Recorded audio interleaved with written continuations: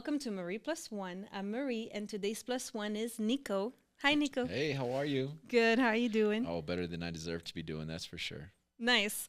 I'm so glad to have you today. And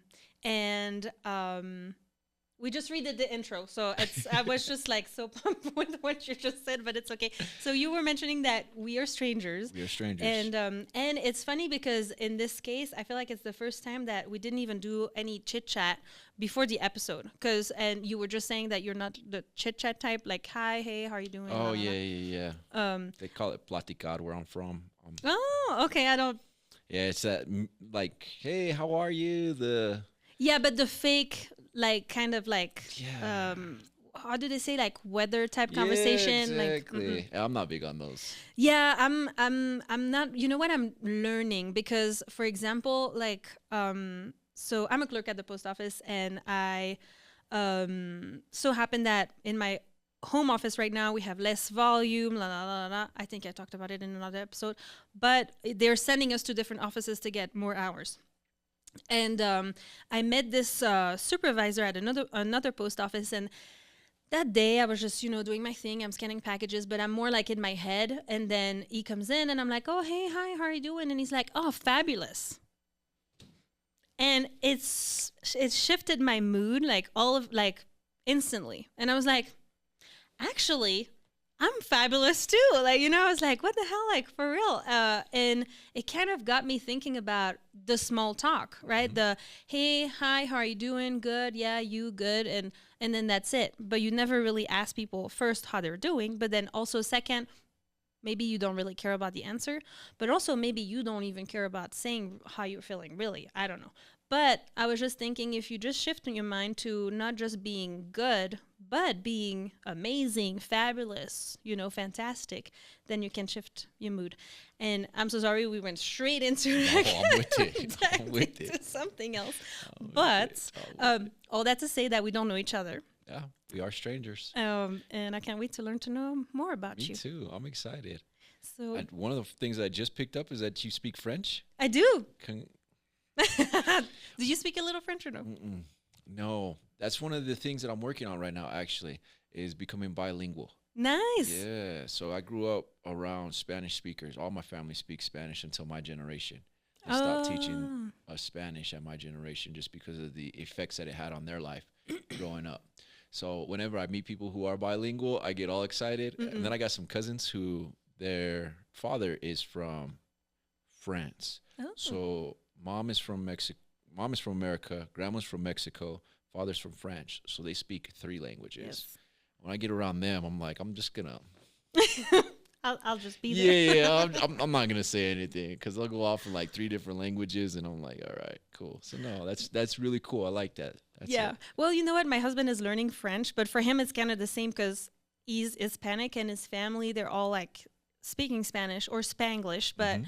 they never taught him or his brother to speak Spanish. Mhm. And so I don't know, part of us probably like the generational, also fear like, it got us in trouble. We don't want Yeah. them to be in trouble, but also kind of like so that we can speak together and then the kids don't understand. I think yeah. there's a little bit of that too. Yeah.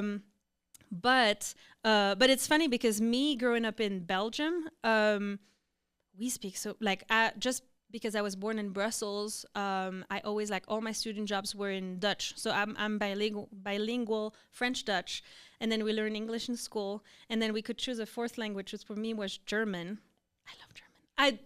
I can only like I could probably just have a bakery conversation You can do the in hi, German. hello, how are you? Yes.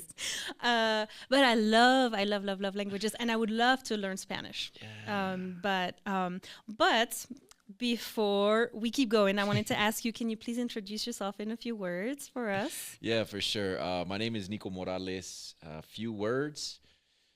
Let me throw out some titles that sometimes people get inspired by. I'm an author, so I have a best-selling book in 3 different countries right now. Been published in a book in international book. I run a small business where we focus on personal and professional development for individuals who are within the behavioral health industry. So I Nice. work with the professionals that serve the end user, and then when the end user is done with whatever treatment programs they have, I created an aftercare program for individuals who want to continue working on themselves without so much the clinical work happening. So I run a professional development business doing that. I also work as the contractor for the state of New Mexico for some behavioral health services. So that's a couple of things. The 3 words: author, keynote speaker, consultant. Those would be 3 words that if you want to remember Nico by. Nice. Yeah. That sounds amazing. It sounds like you care a lot about mental health, behavior health. I mean, I'm not a specialist or an expert, so I'm Gotcha. actually excited to have you here because Yeah. I feel like I feel like it's. Would you mind defining what behavioral health is? Oh yeah, absolutely. I'm glad you asked that question because what I sense you're going into. Before I dive into something that actually it's Yeah. like, you kind of didn't really understand what I just No, said. no, that's fine. Behavioral health is basically the behaviors that we have on day to day. It's your habits. That's behavioral health. I see. Okay. Yeah. So I was not there. A lot of people have created a poor behavioral health, which causes them to have substance use, which causes them to have mental health issues. Really, what that is, though, is their day to day habits, their thought processes, their beliefs about themselves, and their self worth. And all of that combines, directs our behaviors. And so behavioral health, for me, that's my definition. Now, you want to talk to these clinicians, because I'm definitely not a clinician myself. They probably have some sort of definition about it. We could ask Uncle Google, Right? Figure it out. But that's when I speak behavioral health, that's what I'm talking about, is people's with habits. And yes, it includes substance use, mental health issues, depression, anxiety. And then you can go into the bipolarisms, the schizophrenics. All of that is considered behavioral health because it's how we behave. Okay. And so, do you specialize in the global subjects of behavioral health, or do you have like a specialty that you like to advise people on? Oh yeah, so I come from what they would call a lived experience background. I'm certified as a peer support worker in the state of New Mexico, which essentially says that everything that you've overcome in your life is now your credentialing so that you can go help someone else overcome it in their life too. So you don't really have scholastic licensing. You don't go to school for social work. You really just use your own experience as your knowledge base. Okay. So that's what I specialize in, is peer support work. That's who I do a lot of my services with, is the Office of Peer Recovery and Engagement for the state of New Mexico's Behavioral Health Services. Say that 10 times fast, I swear. Say that 2 times without taking a bunch of breath. I could probably not say it one time. Yeah. So that's what I specialize in, and narrowing it down even further, I don't do too much of the mental health stuff. Okay. What I really focus on is substance use, Okay. because that's what my background's in. Okay. So before we dive into that, because you just said it's also about experience, I wanted to ask you, how old are you? If you don't mind? 35. 35? Okay. Years old. Okay. I'm 32. So it's funny because I had a couple of like youngster, and I was like, oh my God, I'm the big sister. I'm not the big sister today. I'm the, little sister, which I don't know if you know, I've said it a couple times already, but I have 3 brothers and 3 sisters, and I'm the oldest. So you really are big sister.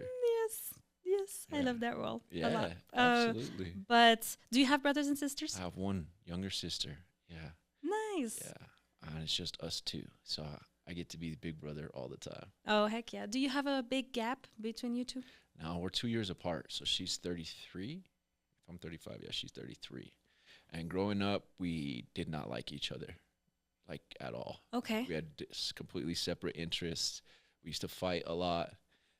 I got in trouble once. I grew up wrestling. That was one of my favorite things to do. It's the oldest sport in the world, and I love it. But I was trying to practice wrestling once and pulled a move on my sister. Face went right into the floor, and my mom lost it. She was like, "You can't do that with your sister." My sister's over there crying with raspberry across her face. I'm like, all right. But as we've gotten older, we've become more close. Okay. So it's really cool to see her Yeah. as she's married. She got a few kids. So. Oh. Do you have someone special in your life? No. I mean, I have tons of special people in my life, but if we're talking like intimate partner. Intimate partner, yeah. No? Okay. No, not yet. Okay. Yeah, not yet. if you're watching, maybe if you're interested in Nico after this episode, just give us a Leave a comment. That's what you could do. leave a comment. You could leave a comment. Yeah. I could add matchmaker There you go. to my bow. How do you use that metaphor in English too? Because we call like that you have different. I'm so bad with It's all right. expressions. Should be Like with it. I don't. It's okay. We'll move on. It's okay. We have an expression in French. We say like when you have different like abilities to do stuff. We say you have different. Oh, Marie, really. Chords on your bow. Okay. Probably doesn't make sense in English. You know, You it's know. all right. It's French. So Yes, it makes yes. sense. I got you. Avoir différentes cordes à son arc, comme ça. So for the people that are, I know my sister watches the episode, she'll be like, "Oh my god, I know what she means." So, before we dive into like everything that's happening right now in your life, I want to take maybe a deep dive into young Nico. Okay. And so, what type of person were you? What type of kid were you when you were younger? Were you more like a extrovert, introvert? Extrovert. Okay. Extrovert. Yeah. Very much an extrovert. And I was so much of. I love people. I hate people's habits, but I love people. And because I love people so much, it bothers me when I see them doing stuff. And the reason why it bothers me is because I've always wanted somebody to be like, "Hey, Nico, you're messing up. Mm. Hey, And you Nico, didn't you're do that. messing up." And so for me, being able to do that is a positive. So absolutely an extrovert. I wouldn't say I was the cool kid because I grew up like really nerdy. My mom used to have a comb over on my head, buttons all the way to the top, tucked in with the belt and the khakis and the green. That's like I grew up getting bullied. We're in the same boat. Yeah, and I didn't mind it. Like I thought that's what just happened because my cousins would make fun of me and I'd make fun of them. Oh, I see. Yeah, the kids at school would make fun of me, so I make fun of them too, right? But was it mostly because of the way you were dressed? No, probably because of the way or that different, different I'm- personalities? Yeah, so absolutely an extrovert. I love being around people, love connecting with people.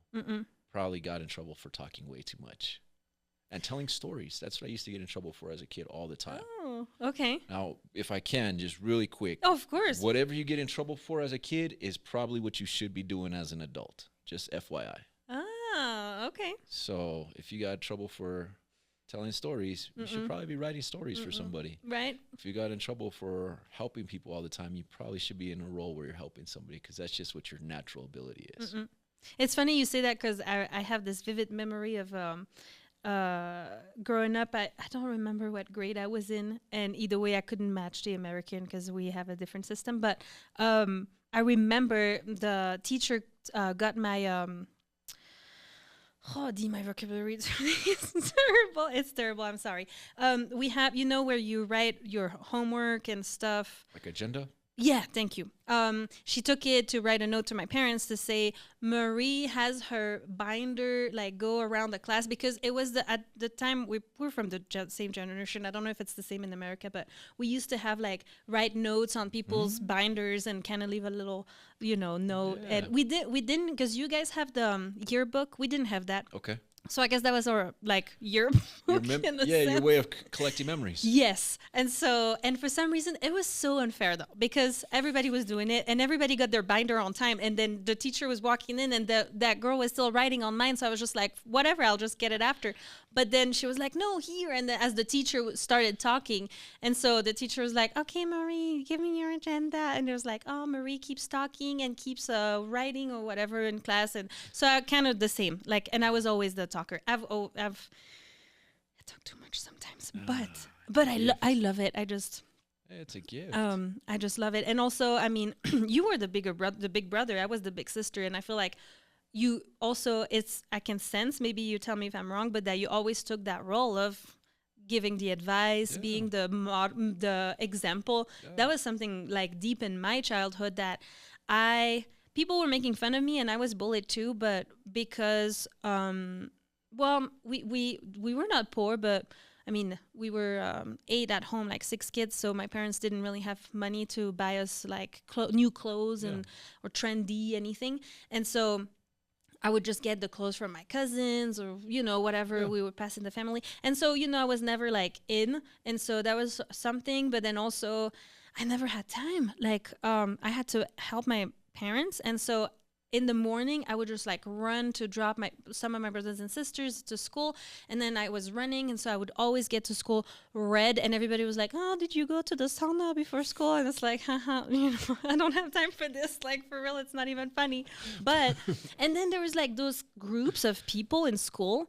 And I feel like I never matched or belonged to any of them. And so school was long. School felt long and just like I didn't fit. Um, and I'm glad it's over. And I'm glad we're part of the generation that we didn't have social media because I think it would have been terrible for me. But yeah. So did you feel like you didn't belong either, or was it a little different for you? I felt like I didn't belong until I was 7, and then I started wrestling. And when I started wrestling, I had comrades that were doing the same thing, right? Okay. So when it wasn't, even if we didn't know each other, we saw each other at school and it was like, oh, yeah, you go to the same wrestling The club. little wink. Yeah, I got your back now because I've seen you in other places, right? And then when I'd go to other school events, I'd run into people, oh, yeah, I saw you at a wrestling tournament. And that's kind of where a lot of my identity got formed. Nice. With wrestling. So I would say, yes, I don't feel like I fit in. There's probably some people that are going to watch it and be like, nah, Nico was part of the cool kids. I'm like, I don't know what cool kids you were talking about, but I didn't feel a part of it until I started wrestling. And then for me, wrestling really gave me outlet, one, and it gave me a community, too. Okay. Nice. Are you still part of that world? No. Okay. No. I stopped wrestling when I was 17. Started coaching wrestling when I was 24, and I started coaching when I was probably like 22, and I stopped when I was about 26 coaching wrestling. And now I just sponsor different fighters and different wrestling teams as I can, because I understand the opportunity that it creates, the mental toughness that it creates, because wrestling really helped me overcome a lot of the things that I've overcome. Okay, so I'm not an expert in that field, I want to say. Perfect. So, would you say, but we watch a lot of like MMA, boxing. Where does wrestling like fit in that? Is it closer to MMA, or is it different? I know nothing about wrestling. Got you. So wrestling is closer to MMA, and wrestling is essentially what they're doing when they're on the ground. Oh, I see. Oh, I see. Yeah. Okay, so that's what I'm doing with my son when I try to get him dressed. You got it. Absolutely. Absolutely. And sometimes he wins, right? Yes. I'm not going to say most of the times, but yes, sometimes. Yeah. And so that's where, that's how it factors into MMA. That's the ground and rolling around. Okay. And is it something that you showed interest in, or is it something that your parents felt like would that you would fit in, or that would be good for you? Because see, like I see my son right now who has a lot of energy. I can see, as a mom being like, let's just put him into wrestling. Let's just let some energy out of him and do that. Or is it something that you showed interest in and you were like, oh no, I'm going to start that? So looking back, it would be to get attention from my dad. I grew up in a 2-parent household, blessed to have that. Growing up, my dad watched WWE, the quote-unquote fake wrestling all the time. And my mom didn't let us watch it. She thought it was too violent for kids. And so Monday nights and Friday nights, my dad would take the TV, and we had to go to the room, read or do something, go outside and play so he could watch the wrestling. So as I think back on it now, looking from the outside perspective, I saw it as a way to get attention from my dad. But I was the one that initiated it, because I got a newspaper once, and on the newspaper I saw these 2 guys wrestling, and I didn't even know what it was, but I saw one holding the other one, and I was like, I want to do that. So I took the newspaper to my mom. I remember vividly running through the hallway at my house all the way to the kitchen table where my mom was sitting at, and I put the paper in front of her. I was like, look, this right here is what I want to do. And, you know, she's a mom. She had other things going on. She's like, all right, cool. She took the paper from me. And then like 3 weeks later, she's like, hey, you still want to do that wrestling thing? I'm like, yeah. She's like, all right, well, I found a place Oh, that will accept you. okay. I'm like, cool. Let's go see what it's at. So she takes me to the local high school, and we go into this dark hallway, climb up like what felt like 60 stairs to this room, this upper room. And inside this upper room is just loud music, guys being guys, running around. And I just see kids all the way up to grown men, and they're all just having a blast. And it was just overload. I was like, yeah, I got to do this. Mm-mm. I don't know what you guys are doing, but I got to do it. But that's it. And from there, I was hooked. So at 7, I started wrestling, Mm-hmm. and it was beautiful. A couple quick cool facts about wrestling: it's the oldest sport in the world, oldest sport in the Olympics, minus racing. Oh, makes sense. Because the Romans were, that probably was qualified as Absolutely. wrestling. Yeah, they used to do it in the Coliseum. Mm-mm. And those guys used to train crazy. They would go train in the summertime like it is right now, 100 degrees. They'd go train in the middle of the day, and they'd wrestle. And then when it was freezing cold, they'd do the exact same thing. And Roman times, so they're naked the whole time Yes, doing right? it. Those men were, but it was, it's crazy because it was different time for so many things. But also life expectancy was also, less Yeah. at that time. But man, you lived a different life though. I was talking about that with my husband a couple days ago because it's like at the time, like big painters, they had like this one painting or this one like sculpture that, that was their lifetime work.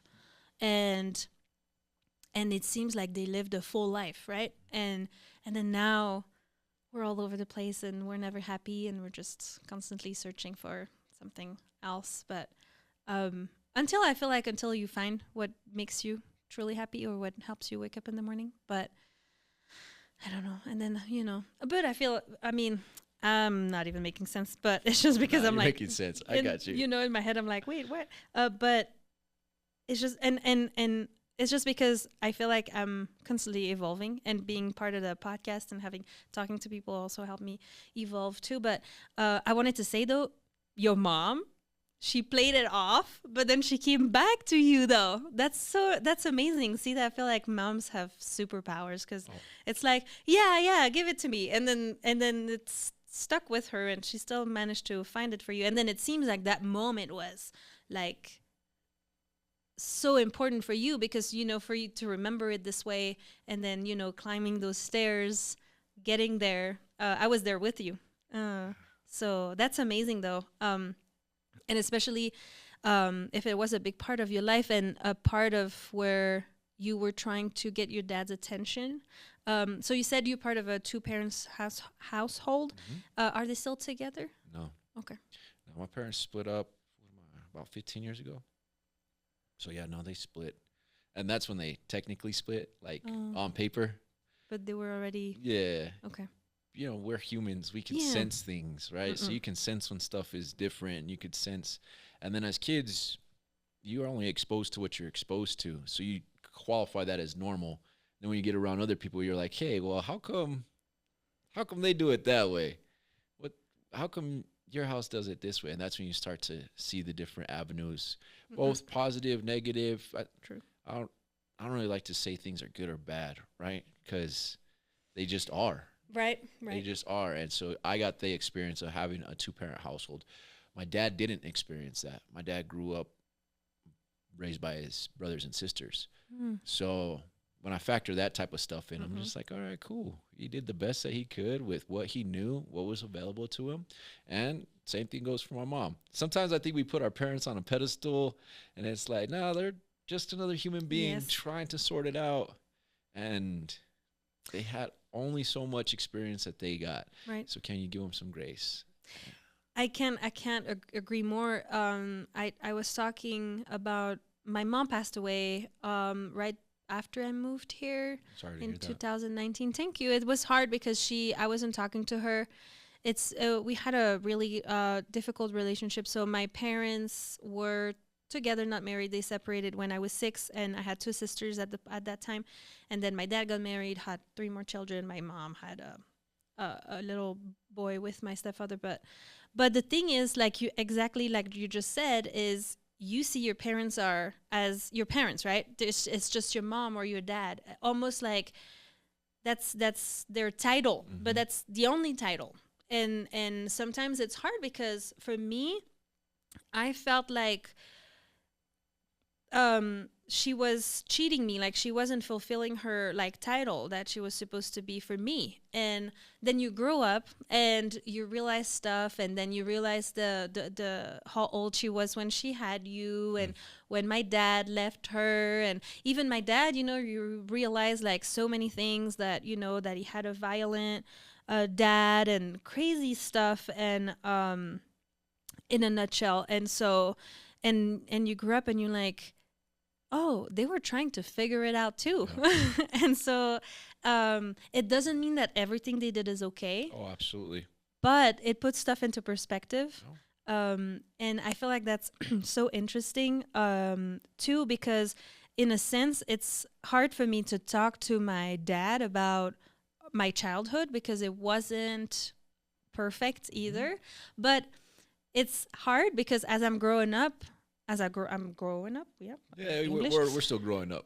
Right? It's like, no, but yeah, as you get older, Yeah. you mature like good wine. And then you understand things and you're like, okay, well, this wasn't okay. Or, or I appreciated that, but this wasn't good. And so, like, my husband always liked to say, well, you have all those like beautiful family pictures at castles and at like doing so many activities and doing stuff. And I was like, yeah, but you don't know that 2 seconds before taking that picture, we were being yelled at because, we needed to smile or something happened and this and that. And then there's a picture. So it's like, picture perfect. And then it's for Facebook and then you move on. Yeah. And it's like, that wasn't okay.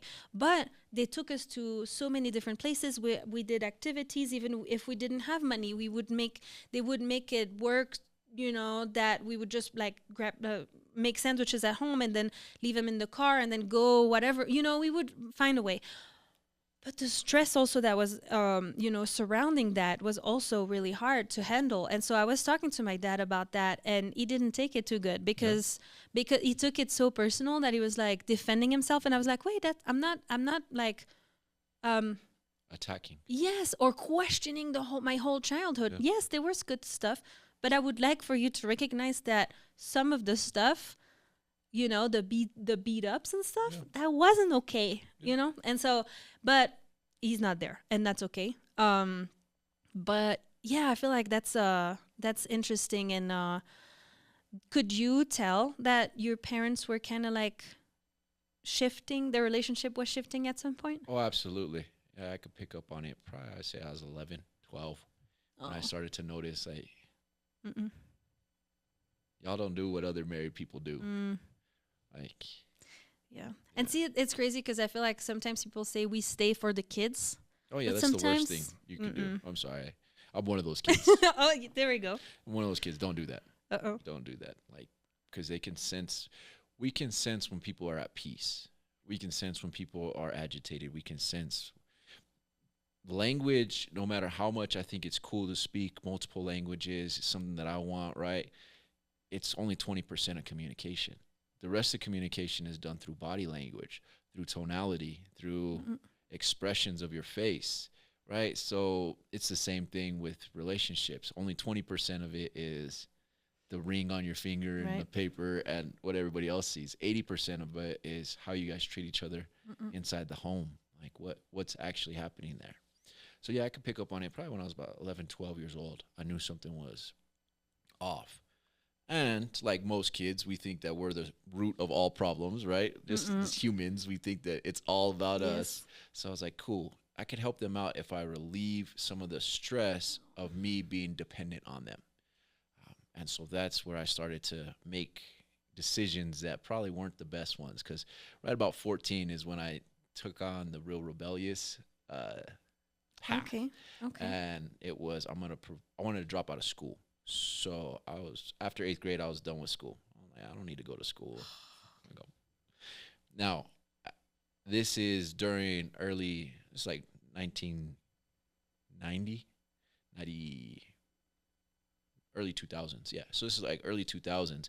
It was unheard of for people just to drop out of school. Charter schools were, if you drop out of school, you're going to prison or you're going to die or you better go to the military. You don't Yes, have very many options. It was the end of your life if you Yeah, stopped. Yeah, yeah. It was the 1000%. same for me. But they didn't see the ideas that were coming out, right? Social media was just expanding then. The internet web was just being created. Cell phones were brand new. My grandmother bought me my first cell phone, not my parents. Me and my grandmother had a very special relationship. And she was like my parent. So what was her name? Her name was Manuela. Manuela? Yeah. Oh, that's a pretty name. Yeah, she's a solid lady. She's a very solid lady. She was valedictorian of her school, but because she was Hispanic, they wouldn't give it to her. And so that embedded in her a anti-system thought process. And so she never liked being told what to do. She got here's a funny story about her. She got into a wreck when she was like, I don't know, mid-20s. And the judge told her, hey, you need to go do X, Y, and Z in order to get your license back. My grandmother was like, you ain't going to tell me what to do? And the judge was like, okay, then you're not going to get your license. She's like, that's fine. I don't trust you guys because of my experience, right? And so she never drove after that. So I remember getting on the bus with her all the time when I was a kid. Okay, hard-headed. We get on the bus and we had to go downtown. We got to go to the P.O. box. What do we got to go to the P.O. box for? Oh, I got checks in the mailbox. I got to go get my checks. I'm like, all right, cool. So we take the city bus in Albuquerque. I'm born and raised Albuquerque. I was going to ask. Yeah, okay. So city bus down Albuquerque. For me, I was just like, this is a fun time. Crazy people. But I was with grandma and nobody messed with us. Right. So it was amazing. And because of those little glimpses, and the way that my grandmother used to teach and talk to me, I never really liked school. So I was like, this is stupid. Why do I have to sit here and learn about something that really is irrelevant? Teach me how to go make money. Like, give me a skill set. And so when I was 14, I was going to drop out of school. And I told my mom, I ain't going to school. Like, I'm done with this. And she's like, if you're not going to school, you're going to be a construction worker the rest of your life. So why don't you go do it now? And I'm traditional Mexican. So I got uncles that all do they were ready. They all do construction. Yeah. My dad put me to work when I was 10 years old cleaning yards so that he could have some extra fishing money. Oh, okay. Like I learned after a few years that I wasn't getting paid the total amount. How come I only get a 20 and he gave you 5 20s? Like, how come I only get one? Like, oh, this is fishing money. Did you get to go fish too? Or yeah, he would take me, but I hate fishing. Oh, for real? Yeah, okay. yeah. Just because that's my dad's outlet. We all have a vice, right? We all have a way of escaping. Some of them are healthy, some of them are unhealthy. For my father, the healthy one was fishing. So fishing to me, it was his time. So we didn't really get the time to hang out. And so I was just like, I ain't going fishing. Got to sit around all day in the sun and maybe catch something and then come back smelly. Like, I'm cool on that. It's not my thing. I see. So when I was 14, my mom got me a job with one of my uncles as a construction laborer. I loved it. Oh, for real? Loved it. It was amazing. I got to hang out with the guys all the time. Got to be around people. They didn't treat me like a kid. They treated me like an adult. And the expectations were that of another coworker. Right. So there was a mutual respect that I got, and there was another community that was needed for me. And I got paid every Friday. Oh, like, shoot, 14 years old. Got me a $800 check. Oh, yes. No bills. Like, let's have some fun. But I also grew up a very strict household. So there was no just blowing money. Right. Spending it just on whatever. Willy-nilly. No. There wasn't any of that. And so I learned at a very young age that money was important because we didn't grow up poor, but we didn't grow up rich where you could just do all that stuff. And so I was like, I'll make some money. And then I started learning how to make money. And once you learn how to make money, you just kind of fit in where you get in. And so I had these guys at the construction site who were always asking for weed. And I had friends who had weed, so I just go get the weed from my friend. I go take it to the construction guy, make me some quick change. I'm like, here we go. This is great. That's what you were saying, your rebellious years. Oh, rebellious years. Yeah. Did you use some? Oh yeah, absolutely. Get Okay. high for free. that's, Okay. that's how I saw it. I was Uh-huh. like, cool. Yeah, I'm either gonna charge you or I'm gonna take some of this for myself. Which one would you prefer? They're Hmm. like, oh, we'll just charge you. Cool. And I go buy my own. So yeah, one of the main reasons why I started to move products like that, because that's all it is a product, was so I can have extra money and I didn't have to pay for my own weed. Because for me, weed was when I first got high for the first time, I was like, this is how everybody else feels normally. This is amazing. Oh, okay. That's how I thought because I Yeah, felt yeah. so Mm-mm. awkward in my own skin Yeah. at a young age. Normal teenage stuff, Mm-mm. but we amplify things, Yes. and it's always a bigger problem than it is. Oh, yes. So the first time that I got high, I was like, this is how everybody feels, everybody functions, and downhill from there, down the rabbit hole from there, which taught me a lot. Okay. And you're amazing because you say that with a big smile on your face. I just feel bad because I'm just like, oh, it was the worst time of your life, and you're like, yes. Absolutely. Absolutely. And I'm a big believer that we don't need to escape tough times. I think that's one of the problems that we have in society right now is that it's too easy for most people. Mm-mm. And because it's too easy, our brains are always trying to make it difficult. Mm-hmm. And you don't need to make it difficult. Mm-mm. So I think that we need more difficult times. There's an old phrase, I don't know who started it, but it says, strong men create easy times create weak men create hard times, and hard times create strong men. So it's a cycle. Mm-hmm. And I think we're in one of those cycles right now where we just got out of the easy times and we're headed back into the harder times. Yeah, and see, that makes me think of when you were saying, like, you started working young. It was the same for me because, I mean, being 6 kids at home, my dad always said, because your friends, they have like, you say spaargeld in Dutch. It's like money, like money that Allowance? yes, allowance. And my dad was like, oh, you want €5 a week? It was like, if I give you 5, I have to give everybody 5. Mm-hmm. All of a sudden, it's not 5 anymore. It's 5 times 6. So, and then, I don't have $30 to give every week to you guys. Like, so it was like, if you want anything, you go work. And I was 14 and I started working little jobs, but, it helped me also understand the value of money, and just I've been working since then, and I was going to school too, but I always had like one student job, like for sure, and then I had like extras, and I would just find a way to always make money and make the best of my time. And but it's funny because with my husband we didn't grow up the same. His family wasn't rich by any means, but his mom was working extra hours just to be able to, give them everything, because my husband's dad wasn't in the picture. And so she had to fill both shoes, pair of shoes. But the problem with that is that he never had a student job. And so it's a different dynamic. And so, and for me, I'm just like every minute of every day, I'm just like, okay, on to the next, and doing this and doing that. That's how I was raised. I can't do any different. I get my off days too. Don't get me wrong, like where I just want to do nothing, but those are pretty rare. And so, that's also a dynamic that you have to make work together. But at the same time, right now we're talking about our son, like what are we gonna do? And I was like, well, we'll provide for him like the basic stuff, but if he wants crazy like extras, by any means, go make some money and buy it for yourself. And buying for me, like but I wonder if it's because I'm a female, but I wasn't made aware. Well, in your case, it was with weed, right? But of like different like opportunities, like even investing. Even I could have at an earlier age, but like I remember one of my main teachers in class was talking about stocks and bonds and whatever, and saying, "Oh, it's good." For some reason today, my French is like taking over every expression that I have coming in, but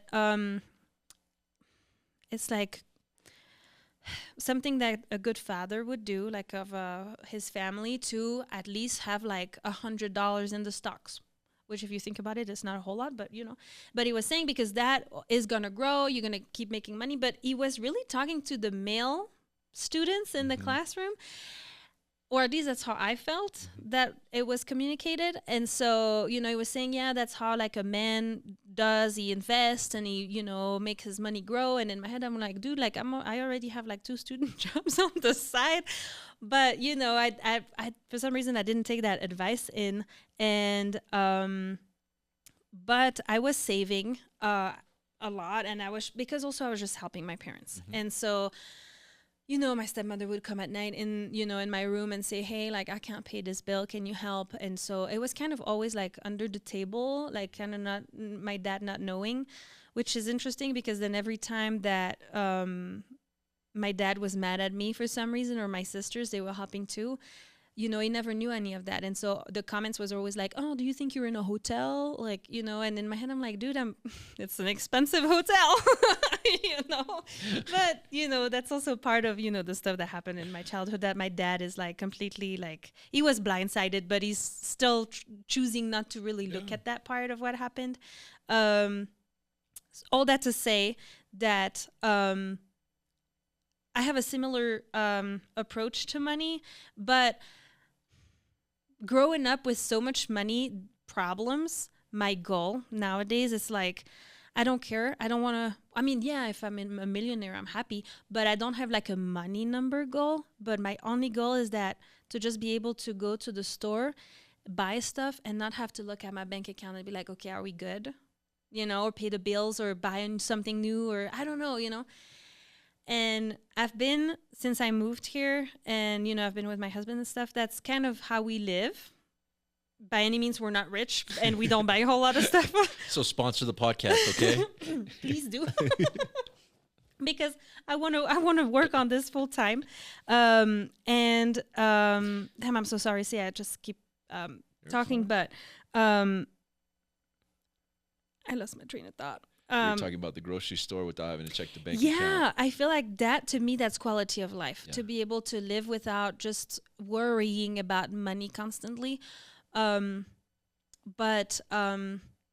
it's interesting because I feel like you have the same like way of thinking of not especially like spending. Maybe you changed since you were younger, but of like kind of keeping it. And so did you have any other like ways that you were channeling your money? Like you said, you were like consuming a little. Oh yeah, so I just went full on hustler after that. That's what we would call it. Okay. So the rule with my job was that I could work all full time during the summer. But that first summer when I got my job, my mom didn't think I was gonna like the work. She was kind of banking that it was gonna be too hard for me, so I was gonna want to go back to school. Yeah, heck no, I was like, this is cherry. Like, I'm cool with this. And I see older men doing it and they're supporting a family. So why not? My mom was like, no, oh crap. Yeah, this ain't happening. And my uncle, he was like, hey, he's a good worker and he's 14 now. So if he wants to keep on working, then I ain't going to tell him not to. I'm not going to fire him. My mom was like, yes, you are. I don't know if any of you guys have dealt with a crazy Hispanic lady. I don't have much experience with other cultures, but crazy Hispanic ladies, especially moms, they get their stuff done. And so she told my uncle, like, nah, you're going to fire him. And my uncle was like, hey, I got to fire you because your mom, she ain't playing. He was honest with you, though. Yeah, okay. He was like, I'd love to have you work, but I got to fire you because your mom ain't going to let you, she's not going to let you keep on working for me. He's like, and I can't break that relationship. Right? He's like, but I tell you what, if you go to school, you can have a job every summer and every break that you have, you can come work for me because you're a good worker, which is a value that was instilled to me when I was a kid. Like, you work hard no matter what, and you get your stuff done. And so every summer I had a job, and this was a good paying job at the time, right? Like $8-9 an hour as a kid with no bills. Oh, yeah. 40, 50, 60 hours a week. To me, it was just hanging out with the boys. So let's do it. I get to ride in the truck. I get to hear people talk smack. I get to get exposed to things that I'm not ever exposed to. So let's have fun. And so I took the money from my summer jobs and I'd flip it. I'd flip things throughout the school year. So if homies had CDs that they needed to get rid of, you're trying to sell them each for $5, I'll buy all three for $3 a piece. Hmm. I can't do that, Nico. I'm like, cool, wait till the end of the day. I got the cash. So at the end of the day, they're like, hey, if you want to buy all three for $3, I'll sell it to you. Like, yeah, here you go, dog. And then I go sell them for $5. So I just Yeah. started learning how to So do you were smart. Where? Okay, sorry I cut you. Where do you think you learned that skill? Because I grandma. mean, not everybody, like not every 14-year-old can think like that. Yeah, no, grandma. My Okay. grandmother was a hustler. I never saw her work a day in her life, but she wasn't doing anything illegal. She lived below her means, and she understood how to make money. Mhm. And so growing up, she was a very prominent figure in my life. So I always listened to what she said. I always watched what she was doing, and I could see that she was making money in other ways, that she wasn't having to go to work every day. Part of it was my grandfather passed when I was 6, so she got his pension, but she was smart enough that she would buy tax lien properties, and then she would have someone fix it up for her, and then she'd rent it out, and that's how she started making money. And then, yeah, every once in a while I see her buy something, sell it for a higher price. I'm like, wait, you just bought it for $5. How come you're selling it to them for 15? She's like, because that's what they're gonna pay for it. I'm like, oh, and you do what with the $10? And she's like, put it in your pocket. I love that. I'm like, all right, cool. So that's where I learned how to hustle. Was just little tricks like that. And then again, I was working when I was 10 years old, pulling weeds, Mm-mm. and I'm like, well, what you got there? I saw people selling bikes for prices, and I just started picking up on it. Well, what was the things that everybody wanted, right? People weren't into bikes anymore, pogs and trading cards. Now they wanted to get bottles and alcohol, and who could get us pills, and who can get us cigarettes, and who could do all this. And because of my need to be accepted, that was one of the things that I struggled with as a kid, was not feeling accepted. Regardless of whether I was accepted or not, I didn't feel accepted. So I do things to make myself feel accepted by whichever group would accept me. Right. So when I was 14, I remember I went to a brand new school, didn't have nobody that I knew, but I got welcomed by a group of individuals, and guess what they liked? They liked cannabis. They liked girls. They liked tobacco. So guess what I liked? Cannabis, girls, and tobacco. Like, if you guys like it, I like it too. You guys are my friends. I'm friends with you. Let's roll. And so that's where I started to learn how to really be good at utilizing the resources around me. Because I'm 15 years old, seeing people wanting to smoke prime times, these little like cigars, and I see them buy them for like $1, $2. I was like, oh, I could do that. And so I had an older homie, and I was like, hey, why don't you go buy me a pack of prime times? Because he was 18 at the school. Okay. I was like, here you go. Here's $6. Go buy me a pack of 20 prime times. He's like, all right, cool. Come back. $6. I had 20 cigarettes. I'd sell them each for $1. $1. There we go. You made $14. Made $14. Here, go buy me 2 more packs, bro. And then by the end of the week, I had extra money to go do whatever we wanted to do at the mall. I was already used to riding the bus, so if I needed to get around town, you to knew me, your way. I just got on the bus. I got on this bus. I got on that bus. I knew where my family was at, so if I needed somewhere to go, boom, I had places to stay.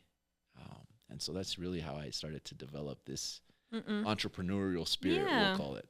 Okay, that's so smart though. I mean, I don't. I mean, how do you say that? I don't agree with what you sold. Absolutely. There we go. But it's smart.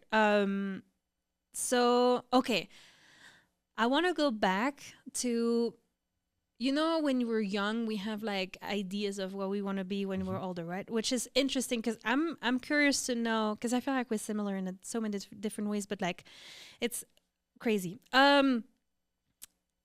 For me, when I was a little, I'm just pausing just because it's funny how it relates not at all to what I am today, but to my personality. So when I was young, I wanted to be a hairdresser, but a florist and a jewelry seller or maker at the same time, because I wanted to put flowers and jewelry in people's hair.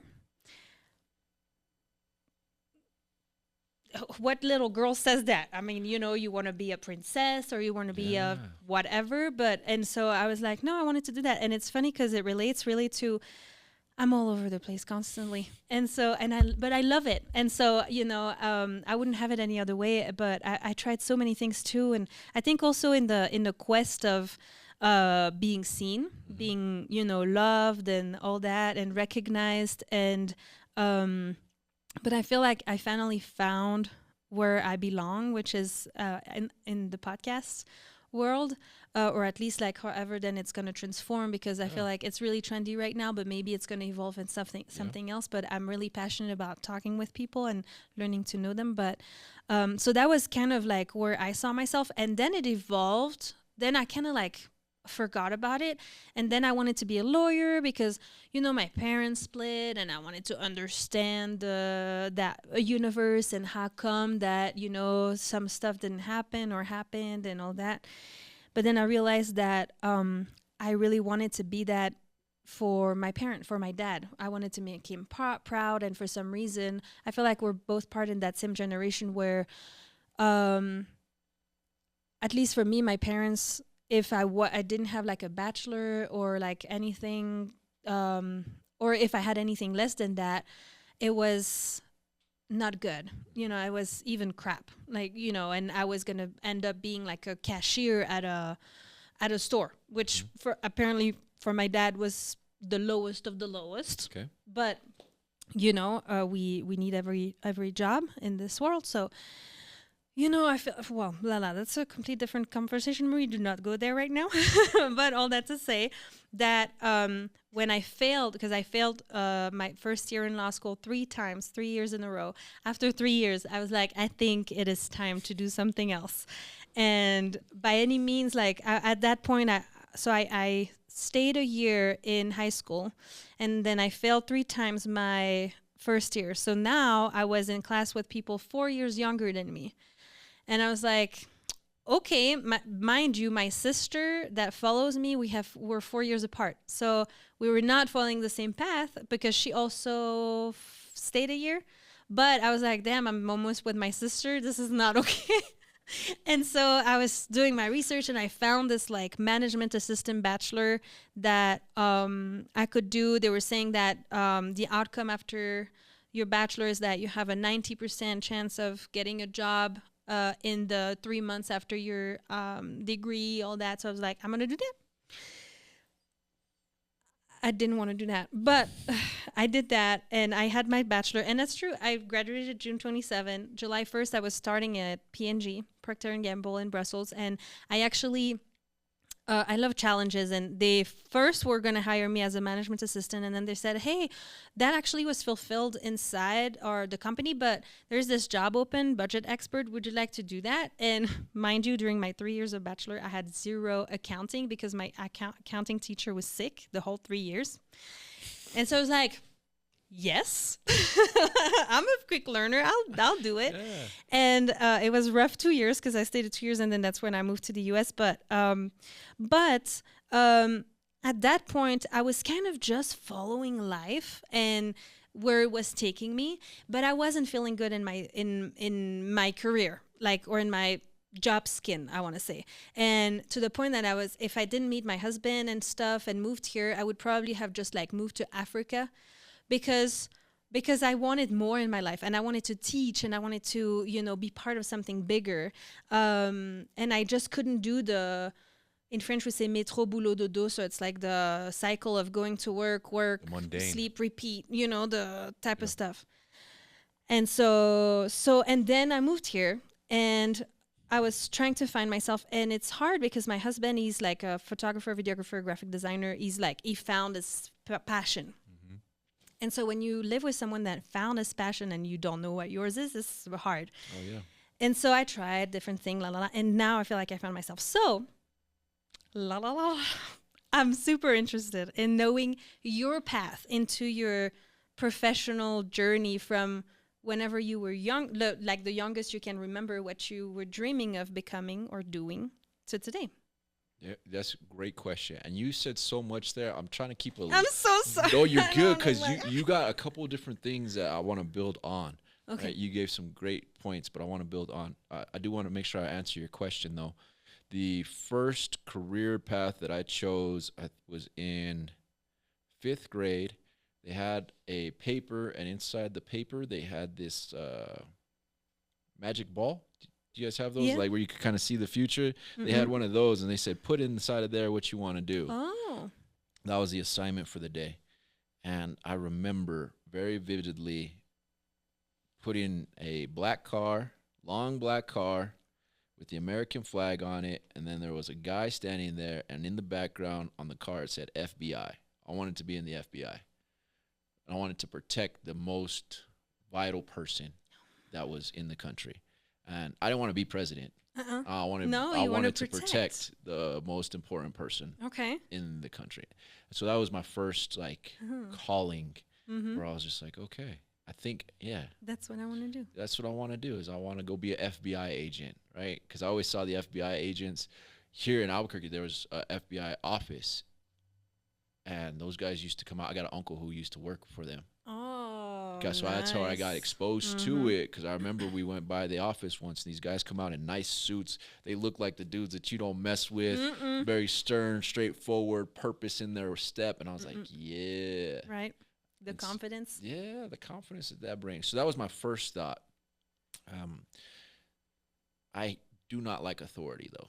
Oh. So as I got older, I started to notice that when people would tell me to do things, I don't even care if it's good for me. I ain't doing it.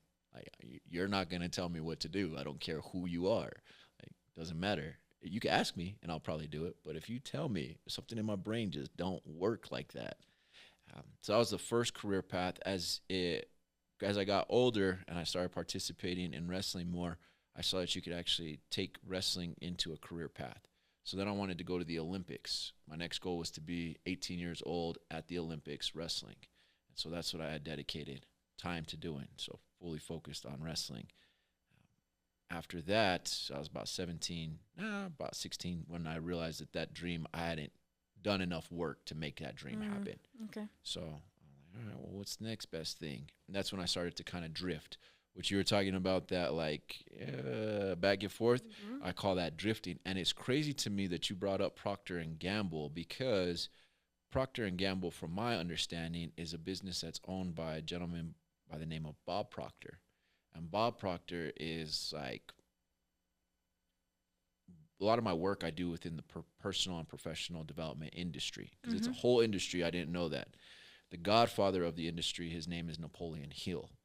Underneath Napoleon Hill, you have Bob Proctor. That's the next guy. And then underneath Bob Proctor, you got Jim Rohn, Tony Robbins, you got Les Brown, you got a bunch of different other people who have kind of like expanded off of it. So when you just said Procter and Gamble, I was like, oh yeah, Bob Proctor. But Napoleon Hill talks about drifting. And if you guys are ever looking for a good read, Think and Grow Rich is a good one. But the next best one is A Conversation with the Devil by Napoleon Hill. And he literally sits there and talks to the devil on why that the devil has certain things in place for society. He's like, yeah, because I need you guys to keep on drifting.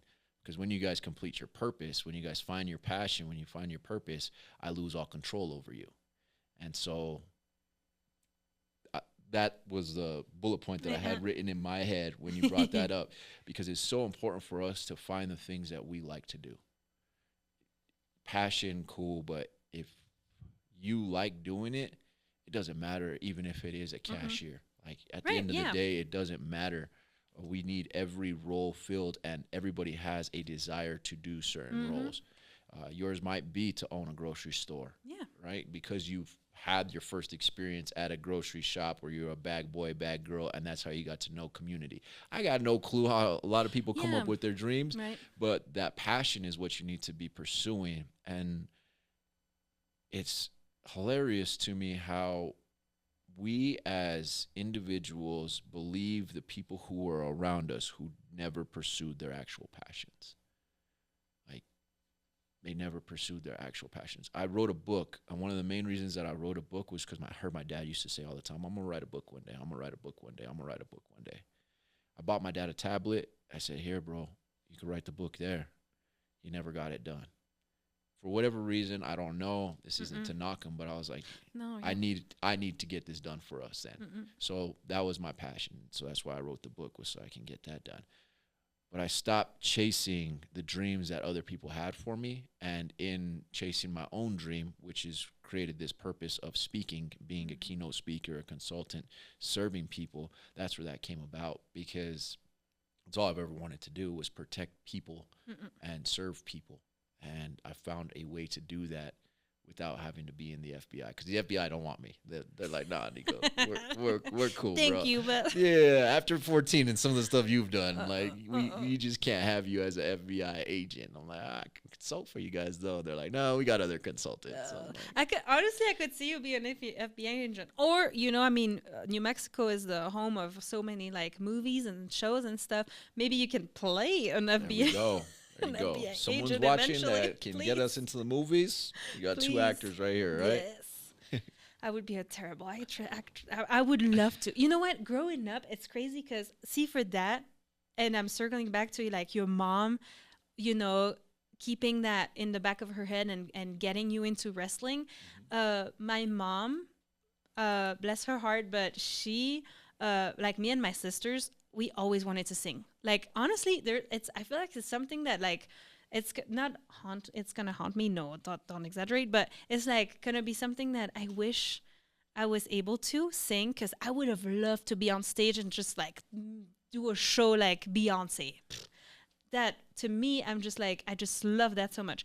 But I cannot sing. But my mom, bless her heart, she put us like, she didn't see us a lot, and so at some point we were going to her place like every other Wednesday and every other weekend.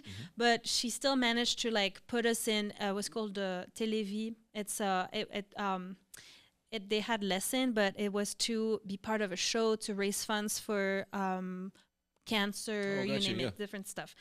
And we went, but it was you were part of a group, so technically if you didn't really sing well, you could get away with it. I'm glad, because it was terrible. But I love, for that, I love her so much, because she took us there. It's making me emotional, because she took us there, even though we were terrible at it. She was like, no, that's what, they want to try, they want to do it. Yeah. And I think that's where I got the taste of, you want to try something, just try it, Yeah. just do it. Yes. And so, yeah, it's crazy, but I lost my train of thought again. But it's life, right? It's just but I wanted to go back to what you were saying about no, we said shows, FBI show. Yes, I would be a terrible actress, but I think you have a shot at being a good actor. And so it's interesting how you said drifting, because yeah, I feel like we're similar again on that. Like I feel like we've just like followed the path where life was taking us, and it's like, oh sure, yeah, we'll try that, we'll do that. But damn, I'm so sorry.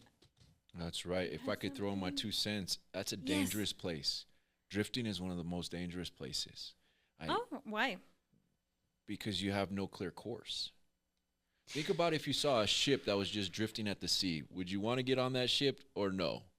Like, it's just going to drift any which way. It might go over here, it might go over there. There's a storm. It's not going to try to avoid the storm. It's just going to kind of float out there and just drift. I wouldn't get on that boat. Like, I I'm not doing that. But it's so fun though. Drifting got me to try, like I started my own sewing business, and Okay. I started selling. I was at the rail yards and I was doing good, but then I was just like, so far that's been my problem, is I love trying new stuff, and I see something on social media mainly, but I'm like, I see like a lady printing magnets, and I'm like, oh, I want to do that, or she prints like sweatshirts, and I'm like, oh my god, I can do that.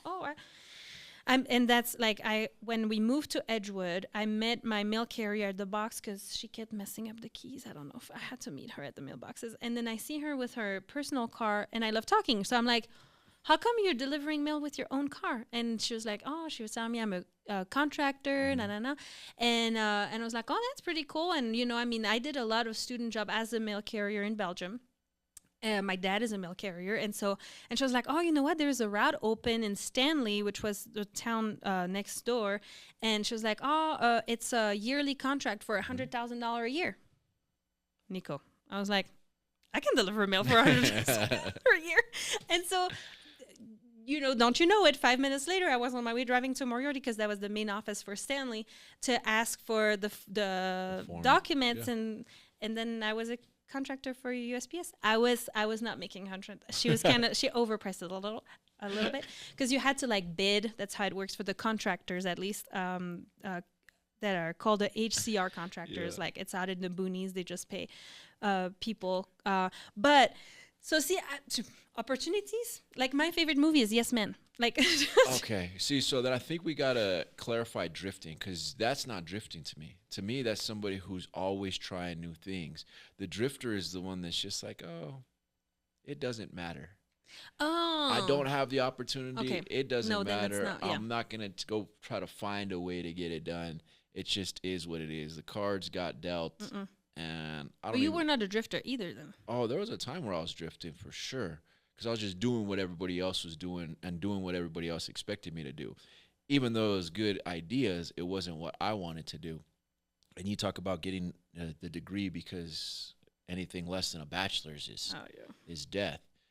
I come from a very similar background, and we got to give it to them because at that time that they were in the workforce, yeah, a bachelor's degree meant something. Mm-mm. Today, Yeah. in the workforce, a bachelor's degree don't really mean anything. Mm-mm.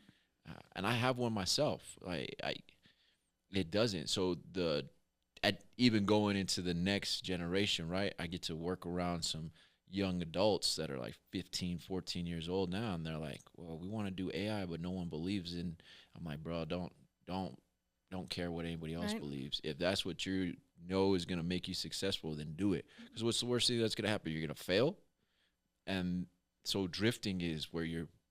I think you had said it in French, but it's just where you do the same thing Oh over. yes, And the circle of like what is it? Work, sleep, repeat, work. yeah, I don't remember. yeah. And if you're not doing what actually drives you, and it doesn't have to be your job, if you don't have something that drives you, that's what I consider drifting, Mm-mm. and that's a dangerous place because if you're a drifter, someone's gonna pick you up to take care of what they need to take care of at Mm-mm. the end of the day. And so I am a firm believer in doing what you feel passionate about, seizing those opportunities as they become, because opening and knocking on that one door is going to open up and knock another door. Earlier, before we started recording, I told you I'm not big on the, hey, how are you? Can I do this? Can we get that? Like, I'm just direct. Right. What is your process for selecting guests? Oh, just fill out this form. Cool. Form's filled out. What's the next step? Like, that's how my brain works. But even with that type of stuff, it's knocking on these doors, hopefully open up another door, Mm-mm. right? Because again, we're two strangers. I got no idea who you know. You got no idea who Right. I know. We got no idea who's watching. But what can happen when you keep on pursuing it? Because at least for me, I know I need to sit down with people like you so they can ask questions so I can answer them and get thoughts that I don't even think on my own, Mm-hmm. right? Because in my head, I'm just like, nah, let's get the next thing done. Yes. And when we reflect, that's when we actually find out the reasons. One of the reasons why I could say that I started wrestling to get my dad's attention was because reflection brought me to that point. Like, why did I pick wrestling, bro? Ain't nobody around me was wrestling. Yeah. It wasn't like popular sport. It wasn't something that people did on the weekends. Like there wasn't at the community center a wrestling mat. Like, Right. so what made me do that? And that's when I started putting one and two together. And Mm-hmm. it gave us an opportunity it opened up a new opportunity. So that's why I think seizing each opportunity, regardless of how small, big, if it plays out or if it doesn't play out, is super important. And if you're doing that, then I don't consider you drifting. I I see. think you're drifting if you're just like, another day. Right. I'm not going to try to change anything. And I get that because for me, that's what talk about mental health and behavioral health. That's what addiction is. Like that's a pure form of addiction. You're not wanting to change anything because you're so comfortable in the situation. You found your solution. A lot of people think drugs and alcohol are the problem, and they're not. They're actually the solution. I'm just so smart that I figured it out when I was 15 years old. Is that good or bad? I don't know. But at 15, I figured out how to solve the problems that were going on inside of my head because of experiences, situations, things that were outside of my control. I figured out how to find a solution to it. Mm-mm. And so for me, I'm proud of that portion of it. A lot of people are like, "Oh, you're not ashamed of that?" I'm like, "Nah, fool. Drug addicts, Yeah. they found their solution. I found my solution. You guys just choose not to, or you guys want to go hide it. At least with mine, I'm open with it, right? Like, I'll go get the bottle. I'll go act stupid. I'll go get the drugs. I'll go act stupid. You guys hide off. Some people it's food. Some people it's spending. Some people it's relationships. There's all kinds of addictions that people Oh, yes. have, and then they hide them, and that creates that internal feeling of shame and guilt because they're hiding something. And then guess what? Everybody else can feel that. It's this crazy thing because just like we can feel the other things, we can feel when somebody's Right. being deceitful. It's funny you say that too, because about the drifting and stuff, because something that was big for me at multiple times in my life, weirdly enough, and that's why I was telling you, or I don't know if it was off or during the episode, but I don't believe in a God. I believe more in like energies, law of attraction, and all that good stuff. But my colleagues, when I was working at P&G, they were like, I always say 20 years older than me. Maybe they were not. Maybe they were like 15, because I feel like I always make them sound older. But they were like, yeah, they had kids that were like 7, 8 years old at the time. So yeah, they were like late 40s maybe. And I was in my early 20s. That makes sense. Yeah. And they seemed so unhappy. And maybe they were not. It was my like take on it, but all that I would see is them always just like complaining about, work, and always waiting for the weekend and counting days till vacation. And I was like, I don't want to be here in 20 years. I don't want to be them in 20 years. Yeah. And they were amazing women. Yeah. If they ever come and listen to the podcast, I love them. I just went back to Belgium over Christmas, and I saw some of them, and it was really nice to see them. But that was one point. And then even like at different jobs that I had or different people I meet, I'm always like, this is not who I want to be. This is not what I want to do. And I kind of like look at life sometimes with like kind of a step back perspective of, okay, I see. Like that could be like that. Like, for example, on another level, I look physically a lot like my mom. But my mom, she went through so much in her life, and she found comfort in alcohol.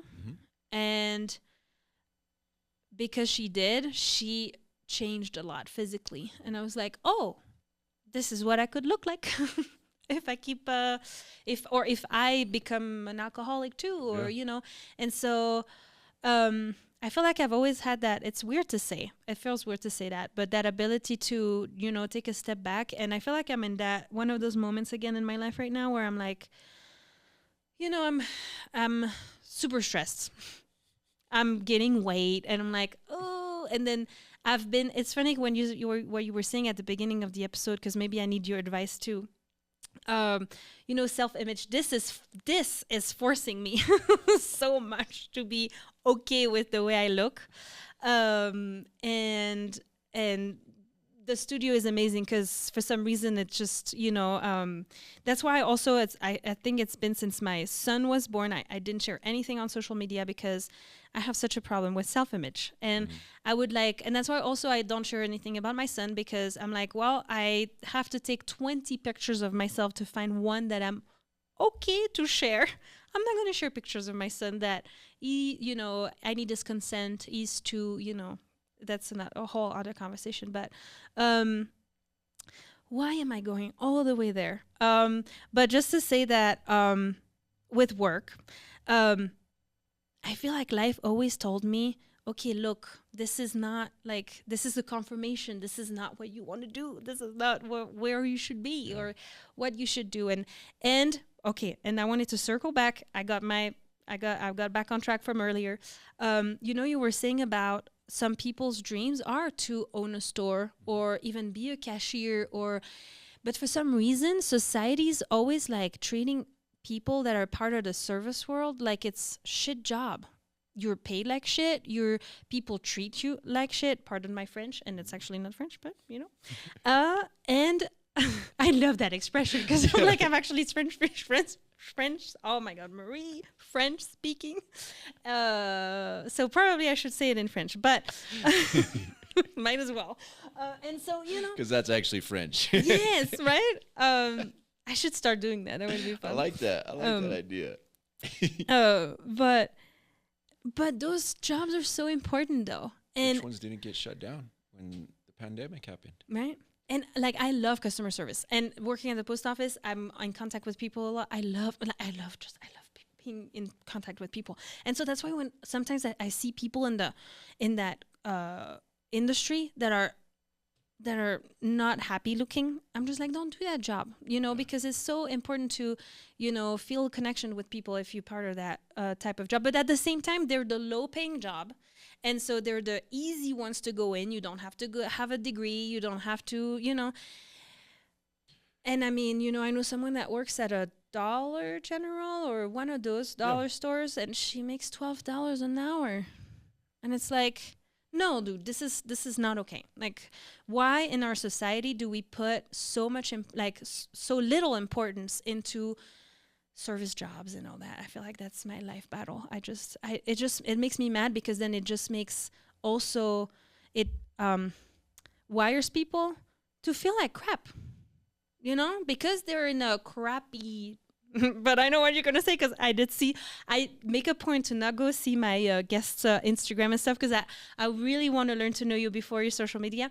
But when you followed me, I followed you right away after you filed the intake form and stuff, and I went and I saw one of your videos and I was like, this is going to be an interesting conversation, because the reel I saw from you was when you said you don't have problems, you are the problem. And I was like, okay, I'm interested in knowing more, and I wonder if that's where we're going to go right now. But yeah, absolutely, I'll take a break. Well, think about this. We say that our world is so messed up right now. And when I say our world, the world that I've been exposed to, I haven't ever left the country. I've been to Mexico, I've been to Canada. Those are the only two other places that I've been. So I don't know too much other than what I see on the internet, right? What we have, though, in my opinion, is if it is a shit job, why are we going to have somebody do it?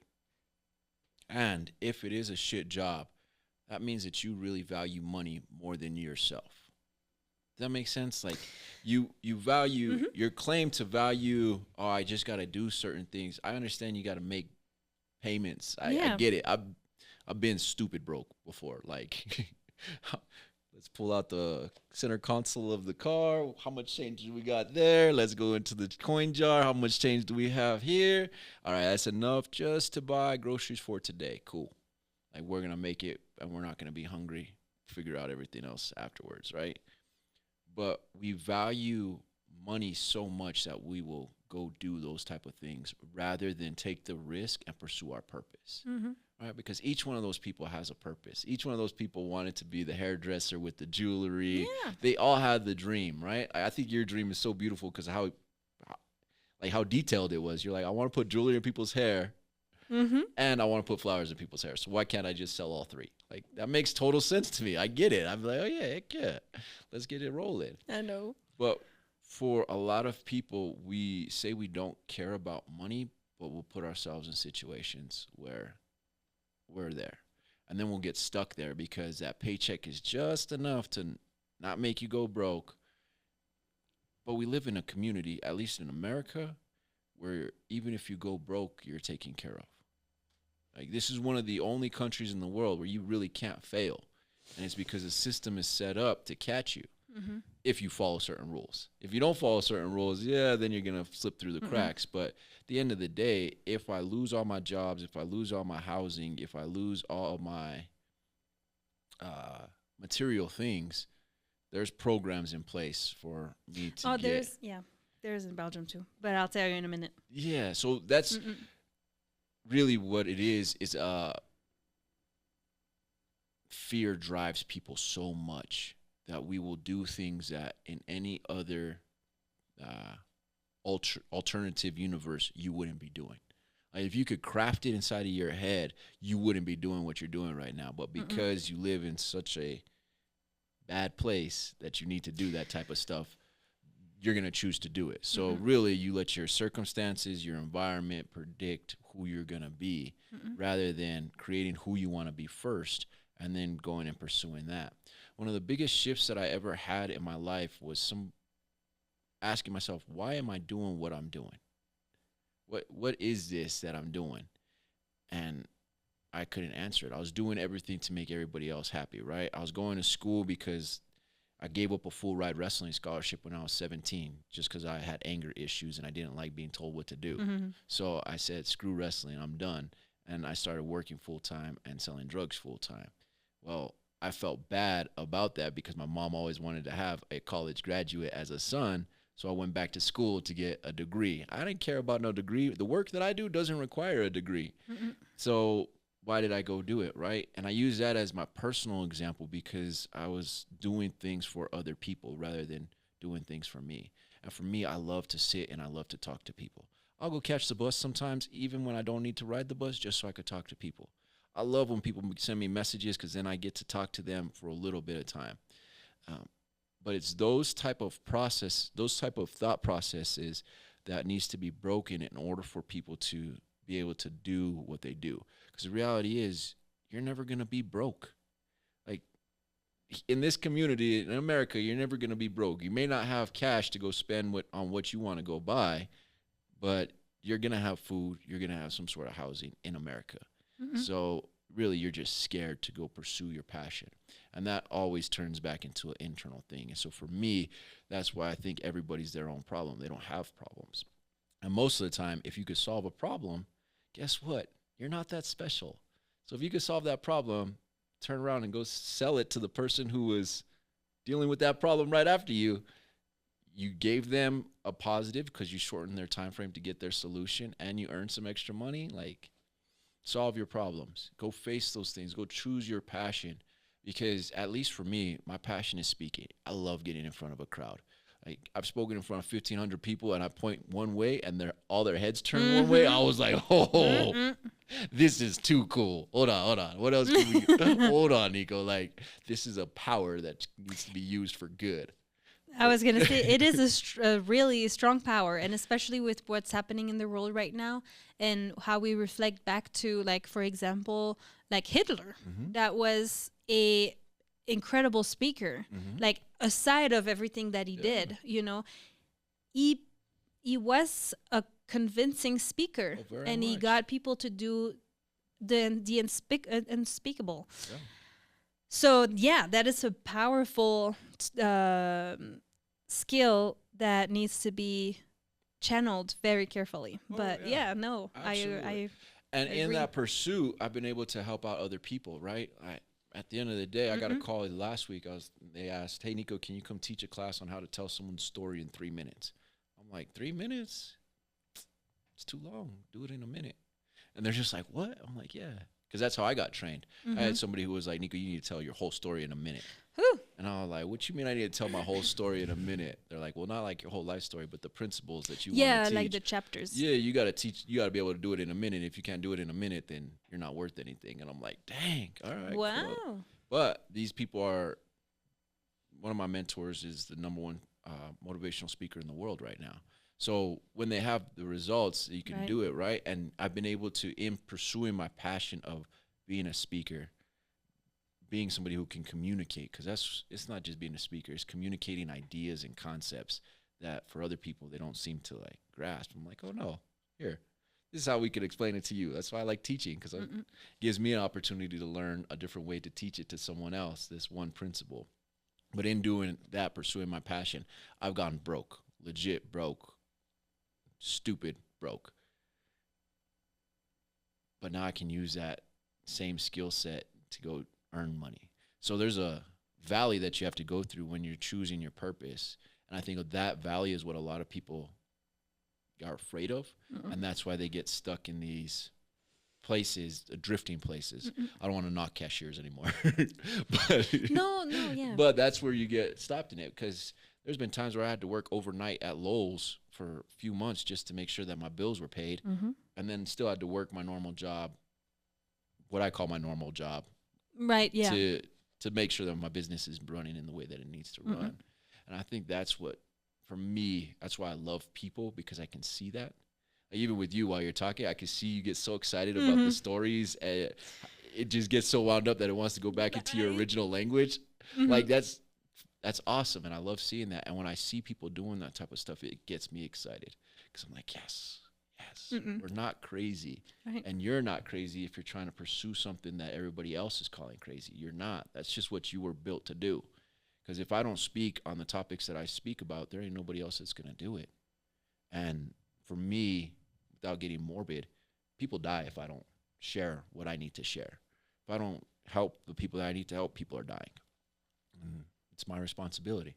So it's your responsibility to go open that grocery store. It's your responsibility to sponsor this podcast. It's your responsibility to come do whatever it is that's inside your gut that's telling you need to do. Stop thinking with your mind, because your mind needs to come in and support your heart, your gut. And when that happens, it's a beautiful experience. It doesn't come without trouble, though. No, and I was gonna say, and Like, because you make it sound easy, Yeah. and in a way it is, It's but simple. in a way, what I've experienced is that since I've been pursuing this, I have this like how do we call it, the resistance, you know, like from I think my brain is like, you know, the fear, the anxiety of, you know, oh wait, I should wait until I ask for sponsors. I should do this or I should do that, or should I really do this, or you know, right now I've talked openly about this, but I pay for the session, so right now it's costing me money, but it's not making any. And so, you know, at some point it's like, okay, well, you know, we're not rich, we're not poor, but you know, have a little money aside. But it's like, okay, we're taking from that money. We're taking from money that, you know, I could be spending for my son or for the house, or you know, Investing from stocks. or investing. Yes, and maybe become a millionaire differently. But you know, it's like, and it's all that resistance that's like the fear that's like, don't go for it, that's also what kept me from doing it for so long. And you know, or like, oh, people are gonna mock my accent, they're not gonna understand me, and you know, the stupid stuff that you think about. And I fake it, because I lack. Well, I don't know. I don't know if I can tell. If you can tell, I fake confidence, because I'm like, I don't have it, but I'm gonna fake it until I make it, and it's fine. However, this is helping, because since I started the podcast, I feel less attached to my physical image. Because it's not about that. It's about the message, and it's about, like you said, sharing and teaching, and I love that. But see, for me, I don't know if you have tips maybe. Like, I have people around me right now, and I'm not going to name them, but that are like so stuck in their own ways, in their own not beliefs like spiritual, but more like beliefs that they can't do more. They can't get a better job. They can't get out of the town they live in, or the environment they're in, that they just stay in the same habits and the same like food habits. And it's all feeding into that to me, that poisonous way of living, because it's just keeping them down. And it's hard, because I really want to play that big sister role and say, hey, you know, like, you should not eat that, or you should do it this way, or believe in yourself, get that job, or go look for something else. But I think that even though my intentions are good, I think I'm lacking the way of saying things. If that makes sense. It does. And it ties back to what we talked about earlier, that communication is 80% actions, 20% vocabulary. You said a couple different things that I need everybody listening to highlight, because it's inspirational and it's applicable. You said you fake the confidence until you have it. Just so everybody's clear, I used to inject heroin, 60 cc's every day, multiple times a day, just to stay well. And well means that you're not going through the withdrawal symptoms. So I was a complete heroin addict. When I stopped using heroin, I started drinking up to 2 bottles every day. So I drink all day, every day. I only mention that because I didn't go to rehab. I didn't go to jail. I didn't go to any type of treatment centers. What I started doing was I started asking myself, what would somebody who doesn't do drugs do? I started pretending like I Mm-hmm. was somebody who didn't do drugs. And guess what happened? I stopped doing drugs. It was this crazy thing. I didn't change my neighborhood, didn't change my living situation, didn't change my job, because at the time I was still working. The only thing that I changed was the way that I thought about it, right? And what you just said, I'm so glad that you said it, because it shows that it doesn't matter what you're trying to overcome. You have to pretend like you're already done with it. Ooh, that's a line right there. Yes. Yeah, that's a line. That was gonna make a good reel. Yeah, that one is. I'm sorry. No, My you bad. good. You good. No. I just felt it in my spirit. I'm like, oh shoot, and then when it rhymes too, Uh-huh. it makes it even That's better. sweet. But you have to pretend like it's already done. You have to act like the person that you want to be, and it sounds cliche, and it sounds like everything that the gurus are talking about nowadays. But there's a reason why they're all saying it. It's because it's true. Our minds are so powerful that if we can pretend that we're already in a place that we want to be, we will end up in that place. And so for a lot of people, that fear comes from, what is someone else going to think? What are they going to think? What is dad going to think? What is my sister going to think? What is my mom going to think? What is my partner going to think? What is my tia, whoever's influential to your life, what are they going to think? And I will share this. Who cares? Like, you are the problem again. It's not that you have a problem with what they're thinking. It's the way that you're going to receive that information. So who cares? Most of my family don't like that I talk about the stuff that I talk about. Like, they're not at that stage. I'm like, it's not just about the drugs and alcohol. It's that you can achieve anything, because statistically, for my numbers people out there, it was less than a 1% success rate that I had going the path that I chose to go. Oh, yeah. And then we made it. Now, well, if I can make it out of that 1%, then as long as there's a 1% shot, I'm going to make it no matter what. And that's how my brain works now, because I always function as the person that I want to be, not the person that I am. And you asked, how do we get other people to buy into that? Well, we got to do it. So we have to lead by example. It's not telling somebody, hey, you shouldn't eat that food. It's, oh, you can eat that, I'm going to eat this. Not telling somebody, hey, you should go to the gym. It's, hey, I'm going to go for this walk. You want to come with me? It's leading by actions. And we live in a society where results actually matter, but results can be faked, right? Results can be faked so easily in today's society that you won't know if somebody did it unless you've done it. So I can tell when somebody's, oh yeah, like I can just sense. There's like a sixth sense that I get when I'm like, oh yeah, you've been through some things. I like you. Like, I can see it. I can smell it. There's a sense about it. And when there's people who promote those results without the receipts, we can see it too. And eventually it comes to light. There's plenty of examples throughout history of people who have promoted results without receipts. And so that's how we do it. We do it by being the example. And for me, one of my biggest things, I know you said, I'm really impressed that you moved from Belgium to America. I haven't ever lived outside of Albuquerque. Like, and that's one of the things that sits inside of my gut that I know I need to do. Yes. I know I need to move outside of Albuquerque at some point in time, but it is a fear. It is I'm comfortable. All right, maybe TMI. I haven't signed a lease in the last 10 years. Okay. Like, I don't know what that's like to go apply for an apartment lease. I don't know what that's like. I know what it's like to pay and have a place to stay. Like, everything's under the table with me. So even now, I'm just like, well, that scares me, because then I have to prove my income, and then I have to show taxes. Like, all that stuff freaks me out because I'm not used to it.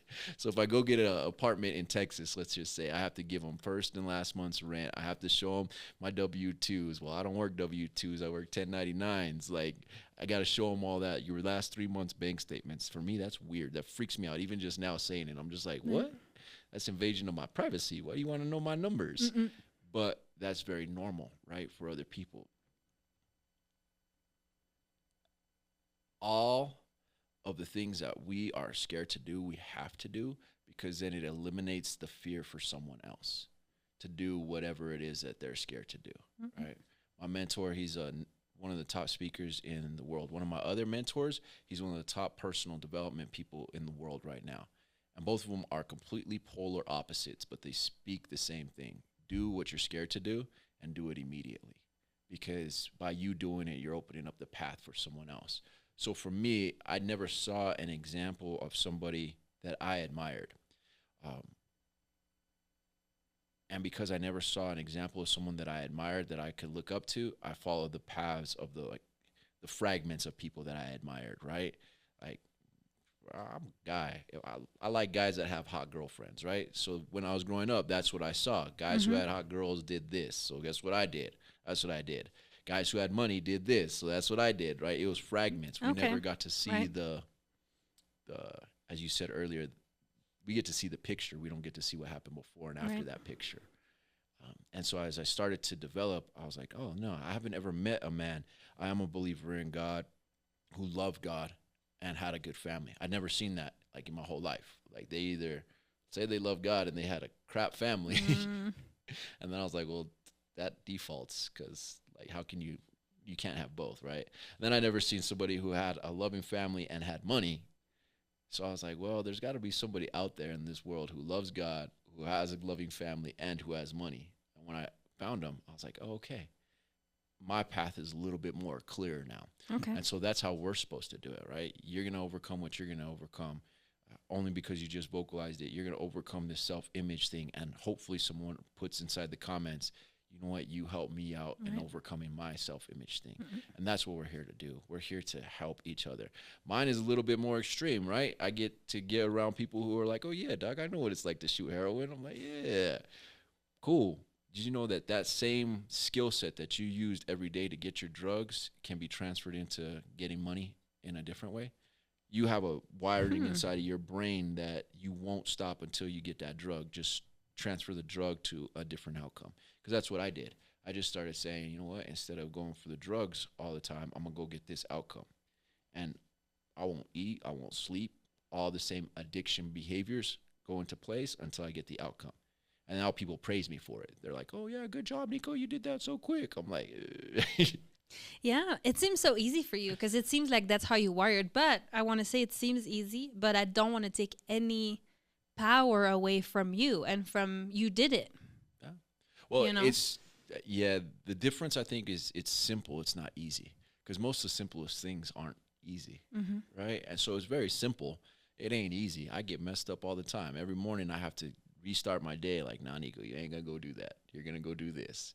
And it's that redirection. And because I'm able to do that, I've been able to have experiences that I think a lot of people miss out on.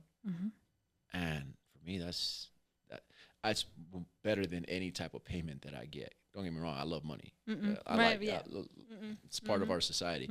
But when I'm randomly at a restaurant and somebody taps me on the shoulder and they're like, hey, I was at one of your talks and it helped me stop vaping. I'm like, hell yeah, bro, that's what's up. I was at one of your talks and it helped me build my relationship back with my girl. I'm like, yeah, bro, that's what's up. I was at one of your talks. I heard you speak. I heard you preach. I heard you do this, and it helped me in this way. Those are the moments where I'm just like, yeah, that's why we're here, is to guide other people. I want to do that too. You are doing it. You are doing it. It's not you want to. You are doing it right now. We're in the midst of it. This is the dream. It makes me emotional, but this is the dream. And, you know, I feel like, life is hard enough. For, you know, like you were saying, you never paid a lease or you paid your, like, where you stay. Yeah, I pay rent. I don't know what leases are. But, shit, like sometimes stuff that, you know, when I think back and, you know, but like you said, I feel like we're matched in that way on personality level because for me, I always face stuff also with a smile. Yeah. And to me, that's also what, like, you know, like customer services is, you know, that person can be just like yelling at you and so mad and you're just like, I'm so sorry, but I will do, you know, and you just with a smile and you still give the best customer service. And I try to apply that to my life, even though I'm not going to lie. Sometimes when I close the door, you know, then I'm a crier, so I cry a lot, and it's like, and that's my way of letting it out. I need that because otherwise I think I would go crazy. But and see, and my problem today is I'm going like a million different places, and then I'm losing myself. But before I forget, I wanted to mention, I don't know if you saw the episode with Lester, but it was something that blew my mind, and that also kind of shifted my way about thinking about the podcast too. Is that when I was looking, so the first 2 episodes were only audio. The first one was supposed to be filmed. For some reason, we're blurry. With my husband tried, we had a setup and we had the mountains in the back. It was really nice. We ended up being blurry. I don't know what happened. So I was like, it's okay. It's just going to be an audio podcast. Yeah. We did 1 episode, 2 episodes, and then I was like, the second episode audio was terrible. We were in like the back room of a bar in Edgewood. It was terrible, but it was a really cool conversation. Yeah.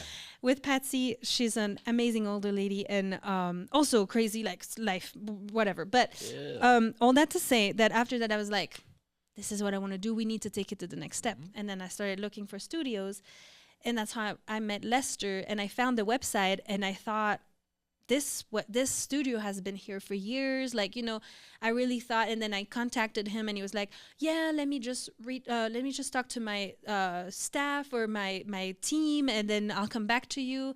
And I was like, damn, this is so professional. Like, and it is, but I was like, okay, there's back and forth. Like, he was actually literally talking to people in my head. And then came to actually know afterwards that he just opened the studio like a month or 2 months before I contacted him, and the team is him, and his partner, but mostly him. And I was like, what? But the confidence he had in selling me his studio and, in acting, like the CEO of his studio, and, it just blew my mind, and I was like, talk about faking till you make it. I mean, he made it. To me, he made it already, but it's like, okay. For some reason, it unlocked something in my head, because I feel like for a long time, probably forever, I've always kind of like tiptoed in, almost asking for, like, permission. I'm so sorry to be here, but I'm here, like, hey, I'm Marie, and I'm vibrant and solar, and, trying to sell myself and be like, but I'm so sorry, I'm going to try not to be too loud. And then that happened, and I was like, no, I'm here, and I'm going to be loud, and I'm going to talk, and I'm going to, share stories. And so thank you for being here. Oh, absolutely. And I just I'm a teacher, bro, and I love when people talk to me about stuff. It gets me so excited, because reminds me, Nico, I think a lot of people get mixed up with the extremes that I've been in. And I sometimes wish I had a regular life so I could teach this type of stuff like regularly. You know what I'm saying? But at the same time, I wouldn't have this knowledge if I had. Yeah, if it didn't. There's 2 things that I need to point out in what you just said. One was that you knew what you wanted to do, and so you invested in it. I think a lot of people forget that you have to put your money where your mouth is. I've helped people for free drop drugs, drop alcohol. Guess what? Those are the people that usually ended up going back after like 2 years, right. 3 years. But the people who have paid me to help them stop, guess what? Right. They don't. You have to invest in yourself, and investing in yourself is one of the highest forms of self-love. Whether it's getting a podcast studio because you want to run a podcast, whether it's getting a gym membership because you want to change that, whether it is taking the course at continued education through UNM. All right, a little bit about me. My sister and I are very close now. I take her advice on a lot of things. She tells me, brother, you ain't got no hobbies. That's why you work all the time. I'm like, well, I love my work, so it's a hobby to me. She's like, yeah, but you also need some stuff outside of your work, because we were talking about dating. She's like, you dating anybody? I'm like, nah, I go to work, go home. Like, I'm dating nobody. She's like, well, probably because you don't go out anywhere. I'm like, where am I going to go? Like, I don't drink, I don't smoke, I'm not out here doing that type of stuff. She's like, that's not the only reason to go out, Nico. And I'm like, oh, yeah. That is true. I'm like, all right, sister. She's like, you need a hobby. I'm like, cool. She's like, you don't have a hobby. For like a few months, she kept on poking the bear, and I just got tired of it. So I was like, you know what? I'm going to find a hobby. So I started salsa dancing. Yeah, I never learned how to dance as a kid. But apparently, when you look like me and girls ask you to dance, you're supposed to know how to dance. You're supposed to lead. You're supposed to lead. I don't know how to dance. Like, you asked me to dance. You're supposed to teach me, like, but that's not how the world works. Like, it's just not normal. So I signed up for a continued education class at UNM, $60 for 6 weeks, and I went and started salsa dancing. I hated it. Oh no! Absolutely hated it because I was uncomfortable. I was sweating the whole time. I wasn't good at it, and for me, I don't like being in places that I'm not good at. That's not good. You need to go back. Absolutely. But after week 3, I was like, no, Nico, you're gonna finish the full 6 weeks. So if you're gonna be here, then at least tell yourself that you're the best dancer. Like, because you are. In your head, you're the best dancer that you've ever been in your whole life. So you're actually winning. That small investment in myself, I continue to dance today. Nice. Like, I still pay him to go to the dance classes. I've created connections over there of people, and now my sister's like, oh, yeah, you do have a hobby. I'm like, yeah, that's right. Thursday nights, I go salsa dancing. Sunday nights, I go underneath the stars. What's up? You want me to take my nieces dancing? I love that. Right? But you have to invest in yourself, and you have to take the initiative. There's only so much free you can get. When you're serious about something, you have to invest in it. So that's one of the first things that I wanted to highlight. The other thing that I wanted to highlight is that he didn't know if you were a professional or not either. You see what I'm saying? I didn't think of it like that. Like, he doesn't know if you are professional podcaster who has 1 million views per show, and this is his big break, right? So of course he's gonna need to act at his highest caliber. I didn't think of that. Same thing for you. You didn't know who he had come through here, but you needed to act in that way too, in order for you to elevate yourself to it. Because I'm a teacher, you have to act. Anybody that's listening that wants to make a change, because that's what I do, is I help people change. I don't care what your change is. I don't care if it's just want to change the route that you go home. Like, I can help you with that if you're scared to take a left instead of a right. To me, I don't, that stuff don't register in my head, but I can help you with something as small as that, to as extreme as a lifestyle change, right? In these changes, though, we have to act, not even act. You have to expect that the end outcome is already there. He already expects to be a cornerstone in the podcasting community with his place. So he's invested his time, his energy, his money into it so that you can do it too. And you have to expect that same thing. I have to expect to be one of the top speakers in the nation. Yes. Might not be today. I honestly thought it was going to happen like a year into it. I've been at this for like 5 years. I thought it was going to be like a year, 18 months. I was like, oh, yeah, my story, it'll blow up real quick. Social media, viral, I'll be good. I didn't understand there's a whole psychology to teaching people. There's a whole psychology to sales. There's a whole psychology to getting people to buy in. And then there's a trust factor, right? Me, I'm trusting to everybody. Like, I don't care. Get in my car. Go ahead. Let's ride. Very few people can hurt me. So that's why my trust is very high, right? I don't have very much to lose. Those type of journeys are what's so important, because in my head, I still expect it. I have to be one of the top speakers in the nation. Like, that's just what I have to do. I don't know anything else. But we have to treat ourselves with the end expectation in mind. So whatever change it is that you're wanting to make, expect to have that outcome, but also expect to put in the work for it. Like, put in the work for it. Invest in yourself, because that's self-love. It's not just, oh, cucumbers on your eyes before you go to sleep. It's what are you doing to make yourself better? Because when you start to say that you're going to do something and then you follow through with it, your body keeps score. Your mind keeps score. And so whenever you say you're going to do something and you don't do it, your brain keeps score of that too. And that's where confidence reduces. So you're either adding to the confidence bucket or you're taking from the confidence bucket. And most people say they have an issue with confidence. It's not an issue with confidence. It's an issue with trusting yourself.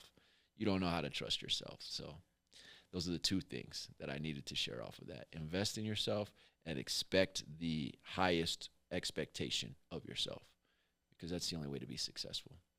and be obsessed. Thank you.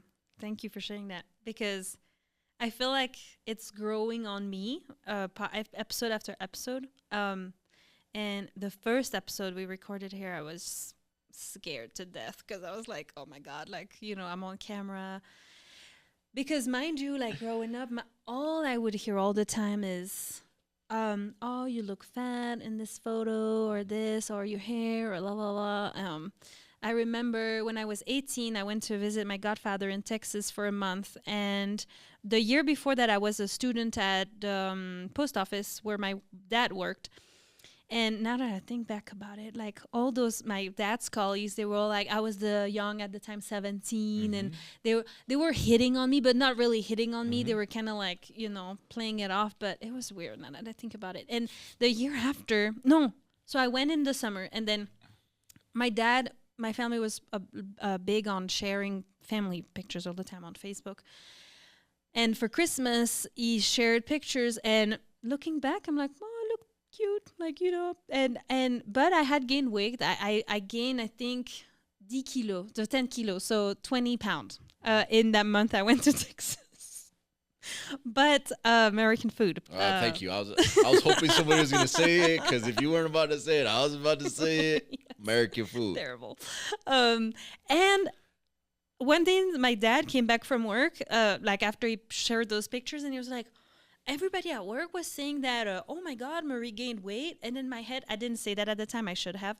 But I'm like, damn, you let all those old dudes like talk about me like that? Yeah. About your daughter that's 18 years old, like for real. And by any means, I didn't look fat or anything. Yeah, I had gained weight, but also, it's like, I don't know, I had late puberty. I don't know, it's like life. But all that to say, all my life I always heard, you're fat, you eat a lot, you do this, you do that. And so that's why the first episode I was like, oh my God, and I was trying to look at every angle, but I love this setup for some, like, it's making me look really beautiful. And then my husband Joshua was like, well, maybe because you are beautiful. Yeah, that's a good man right there. I know, I'm like, ah. And then I'm like, yeah, sure. But oh, I forgot again. It's okay. One more time. Have you always been confident? No. Would you like to tell us about your confidence journey? Oh, yeah, absolutely. Before I jump into the confidence journey, I think we got to highlight what you just said there, because that's another teaching moment. In our society nowadays, if it's not perfection, we don't think that it's worth anything. The reality is that perfection is a myth. Perfection is actually what's going to stop people from doing certain things. It's going to limit people. So I love tattoos. I love them. Like, I grew up around tattoo parlors. Like, first tattoo when I was 16 years old. That was another area where it was rebellious, right? But it wasn't as rebellious as I probably could have been. But I love tattoos. For me, a lot of the times when I've gotten tattoos, people are like, well, you're going to tattoo your hand? You're going to tattoo your arms? It's going below your forearm. It's going below your elbow, Nico. And, like, I got my hand tattooed when I was 20 years old.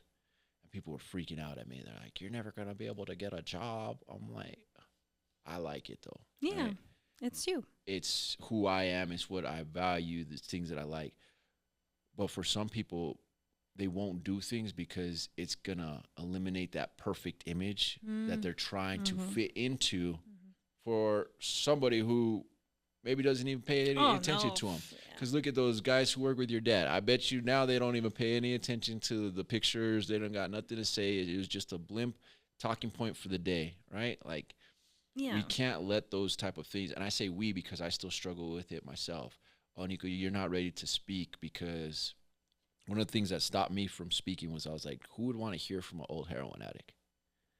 That was one of the limiting beliefs. But everybody, Okay, but my brain was like, right. Like, why would anybody listen to, I was a heroin addict, I failed?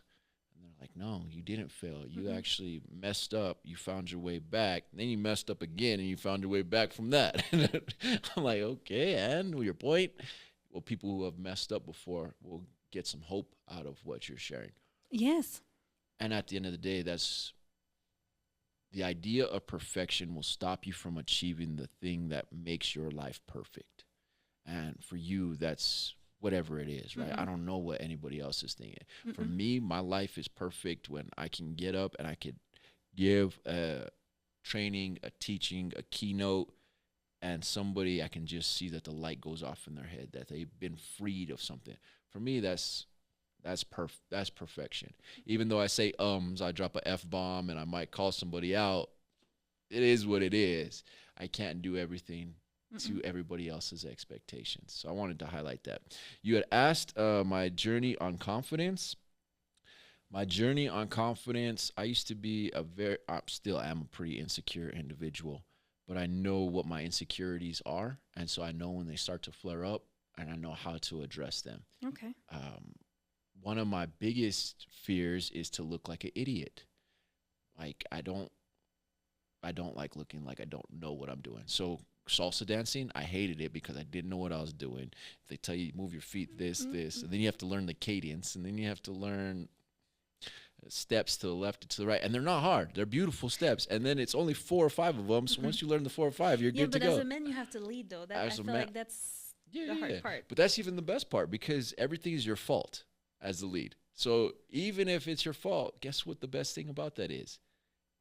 You can solve it Mm-mm. because everything is your fault. So that means that everything you possess everything to correct it. Mm-mm. So even if you do a misstep, oh okay, let me just spin you real Right. fast. You won't even know that I did this. But for me, my confidence really started back when I was about 26, 27. I was trying to figure out who the heck am I going to trust? Because I didn't trust anybody. You don't trust. No, I didn't trust my family. I didn't trust anybody. Just real paranoia state of mind Okay. because of all the drugs, the alcohol, Oh, I the see. mindset that I was at, the stuff that I was doing. Like it was just everybody was out to get me.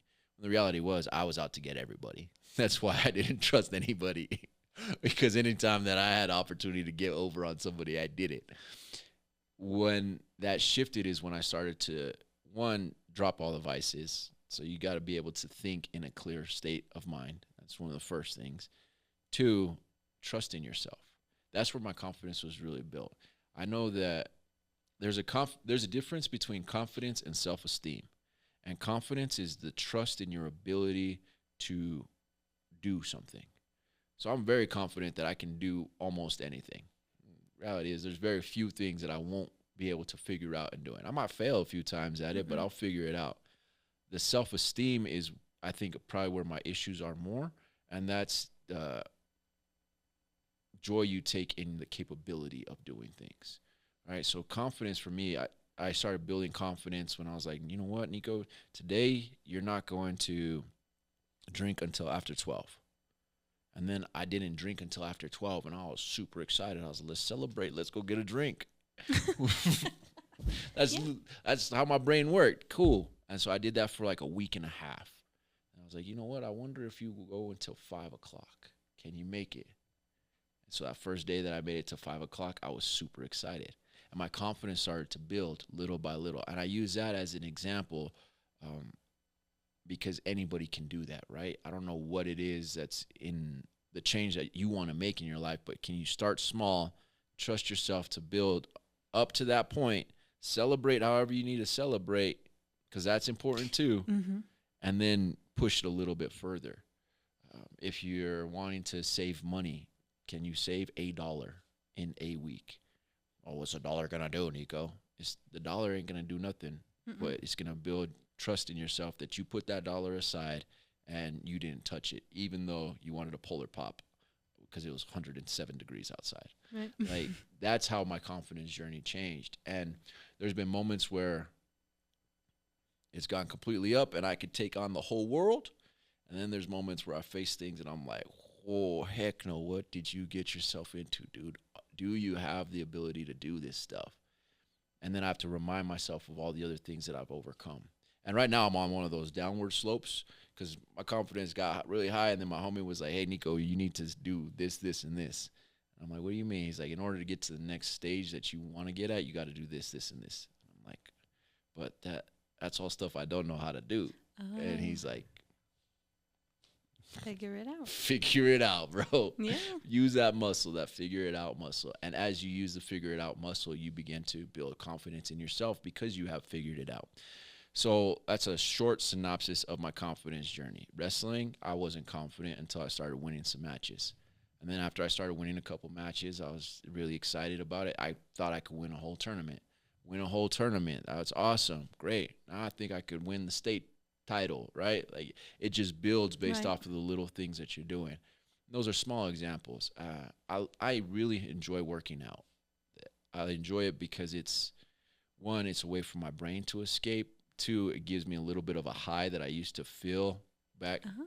when I was getting high because Okay. the brain chemically releases certain Just- things, and so I enjoy it. But the other day, one of the guys that goes to the gym at the same time that I go out, he's like, "Hey, have you tried the 100 pounds on your incline?" I'm like, "I ain't doing no 100 pounds on my incline dumbbells, bro. You're tripping. I don't think I can do that." He's like, "I think you could." He's like, "You're doing 85s for like 15 to 20 of them." He's like, "If I do 3, will you at least try it?" I was like, "Yeah, bro, I'll at least try it." So he got there and he did 3. And so I grab him. I knock out like 12. But I like that because when I first started working out diligently and consistently about 18 months ago, when it really, like, I made it part of my routine, I could barely get 50s up in the incline, right? But little by little, I started building my confidence inside the gym because I was moving certain weight, and then it became easier. So I had to up the weight a little bit more. It's the exact same formula for building confidence in any type of industry, any type of niche, any type of venture. You got to start small, and then you got to build a little bit more, a little bit more. Because you got Stanley right now, but next you're going to have Moriarty as your whole post office contract, right? Like, that's how my brain works. When I see people do those little steps, those little steps, those little steps, I'm like, oh yeah, then you can do a big step. Right now I'm working with a fighter because normally my work is within behavioral health. I have a rule that if it's a principle, then it should be able to work in any industry. Like if it's worked for Yeah, this, then it should should be work for able to. that. Transfer it. So I've been working with this fighter, and I have no idea, like structure wise, what my method is. I just know when I hear things, I tell people to do things. That's just kind of how it works. This fighter, I was like, have you visualized the fight? Because I'm big on living the experience before you actually experience the experience. So for me, it was like, what do sober people do? What do people who don't do drugs and alcohol do? Well, let me pretend to do that until I'm actually somebody who does that. So I have them go through this visualization of the end of their fight. What's the end of your fight going to look like? What do you mean, what's the end of my fight going to look like? Well, you said you want to win the fight, so how are you going to, like, it's not just get in there and throw some kicks and punches. Like, you got to have a strategy at least. They're like, oh, I didn't think about that. I'm like, okay. Well, that's where we're going to start, is with the end, and then we're going to reverse engineer to where we're at right now. I gave them an assignment that for 2-3 minutes every day, you need to visualize the end of your fight. They hated me. They're like, this is annoying. This is stupid. Why are we doing this? I'm like, because I asked you to. Like, you don't, I don't need to give you any explanation. I just need you to do it. Cool, 3 minutes. I was like, how's the 3 minutes going? Oh, it's becoming easy. All right, cool. Now we're at 7 minutes then. Right now I got this individual at 10 minutes of sitting down and visualizing the end of their fight, the sound, who they're going to look at first and foremost when that fight ends, what is going to be the final punch. Is it going to be standing? Is it going to be on the ground? We have it all mapped out. Their confidence in this fight being won has increased just by that little chunk getting added onto it. So that's how, for me, the confidence journey has been, was learning how to trust myself, and then little by little trusting myself to go further and further. But then on top of that, enjoying the fear of it, because it's scary and it gets nerve-wracking. And for me, I get like bald. I'm bald, so I'm sweaty. I don't know if you guys know that. This isn't by choice, but I get really sweaty, so I'll just drench in sweat. And I hate that feeling because there ain't no way of hiding it. Like, I ain't got hair that can be like, oh, all right, like, let me just comb my hair back. Like, nah, I got to get my shirt. And I'm like, oh, my goodness. People are like, you're in a professional setting and you're sweating. I'm like, I'm nervous as all get out right now. Even in some of the contracts that I got to negotiate, I'm like, we're talking how much money? And I can't get spooked by it because then they're like, oh, you haven't ever done it. You just gotta. Right? You have, yeah, You, again, yeah. they're gonna be like, what? It's like my younger homies that they're like, they get all infatuated over girls. I'm like, bro, you gotta act like you've been around hot girls before, homie. Like even if you don't, even if you're excited, act like you've been Right. around them before, because if you act shocked, they're gonna wonder why you're shocked about them hanging out, and then it's not gonna work out, Mm-mm. bro. You need to act like it's already there. So that's where the confidence journey has come from. Nice. See, it's funny because when you talk about fear and stuff, it brought me back so many like different events. Like before I met Joshua, my husband, I stumbled upon The Secret, the book, Oh, whatever, about yeah. the law of attraction and all that. And then like one of my favorite actors, Jim Carrey, and I actually Mhm. learned that he was talking a lot about that. With his check. Yes, and yes, I feel like nobody ever knows about that story, but and so I heard a story about his check and all that, and he was talking about manifesting, and at that point there was a really big lottery thing going on in Belgium, and it was 53 million euro, and so I was like, I'm gonna win that. I didn't, but I was like, I'm gonna win that, and I was super confident, and I applied everything to a T, and I was like, okay, and so I'm playing, like I'm writing all my numbers, and then last minute though, I didn't play my numbers. I played other numbers. I don't know why. I just, for some reason, I was just like, no, it's not gonna work, and I just played other numbers, and then I will never forget because I was at a friend's house and I was all like, I was in the whole thing, teaching everybody about the law of attraction and how they need to change their habits. Because at that point, my best friend, she wasn't my best friend after all, but she was so negative. Everything in her life was always negative, and she was always like, "Oh my God, I'm gonna miss the bus. Oh, I'm gonna do this. I'm gonna do that." And guess what? Every time she was running for the bus, and she was like, "Oh, whatever, I'm gonna miss it," she would miss it because she was already in that mindset that she missed it. And I was trying to shift her mind to thinking positively, to see the glass half full instead of half empty, and just, be like, no, it's not, life is not meant to be hard or difficult, or you're not just going to be overweight your whole life. You can change and do things and do this and that and this and that. And then we were watching the results. Guess what number came out? Your number. My numbers. Yeah. Like every single one of them. I would be millionaire right now.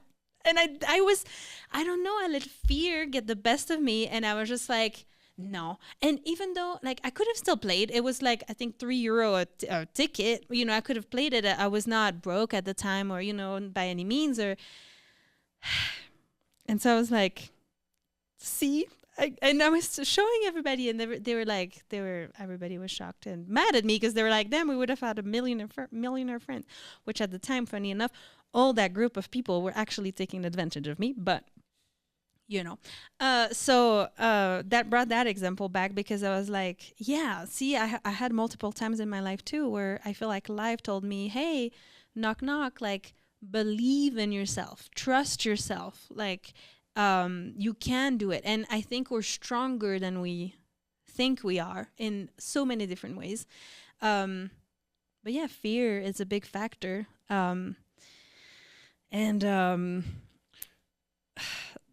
Yeah. If I could just highlight a point there, I love talking to people. So thank you so much for this conversation. Of course. Self-sabotaged. And how many times as human beings, I'm sure everybody that's watching has an idea of a time that they've self-sabotaged. I got thousands of times where I've self-sabotaged in my head, even though I've done everything that I needed to do to get the outcome that I wanted. It's there, and I'm the one who said, no, I don't deserve it. And that self-sabotage comes from a self-worth, where it's just like, nah, I don't. Well, I think that, my opinion, humble opinion, either comes from a self-worth that we don't think we're worth the outcome that we claimed we wanted, or we don't think that we can sustain the outcome that we claim we wanted. Those are the two reasons why I think, at least for me, self-sabotage happens. Because, imagine you just put down those numbers. And when you said €3, you could have just bought 2 tickets. Yes. That's gonna be Right? my life regret. Well, I hope not, but No, because no, I but hope that it's like a lesson right? Yeah. that it works, because that's a beautiful example right Mm-mm. there. Like it works, but you Mm-mm. have to be so focused on it. Mm-mm. The other thing is that The Secret was written by Bob Proctor. Oh, for real? There we go. Yeah, See, full circle again. And yeah. you know, another full circle is when I was in Belgium, I love salsa. And that's something that's going to match with Lester too. It was so funny because I love dancing so bad. And so when I was in Belgium, I used to take salsa classes and it was in this bar. It's called Cartagena. It's in the center of Brussels. And so it's in the bar and it opens, no, it's opens, oh my God, Marie, it opens for the class an hour before the bar actually opens. And so you go, you take the class, and then the bar opens, and all the like regular customers they come in, and you can dance, and you dance with everybody. Yeah. It's just amazing, fabulous. I love salsa bachata. My husband doesn't dance at all, so I'm like, I thought like I had visualized for my wedding, for our wedding, that we would do like a flash mob or dance salsa, whatever. No, even though he's in Hispanic, it was like, no, I'm not gonna do that. But that's kind of still my secret hope that someday we can take salsa lessons. Even though, damn, we live in Edgewood, we're so far from Albuquerque. But I just love that. And Lester's story is crazy because he did meet his wife there too, dancing salsa. So I just love that. So you never know. But but also the funny thing is, like dancing, I don't like singing. I don't think I'm a great dancer, but I don't care. I just love it so much. And even like on the way to the podcast, I always blast my music and I'm just like shaking out and dancing and it's funny because every time for some reason I managed to have people like stop next to me, or they're like waving, or they're like laughing at me. I'm just like, I'm doing my thing, leave me alone, you know. But I remember that too because I always thought, "Ooh, people are gonna laugh." But one day when I was younger, I was walking to the store with my sister, and we saw a guy like that dancing in his car. And you do what teenagers do, you laugh, you know, we're like, "Oh my God!"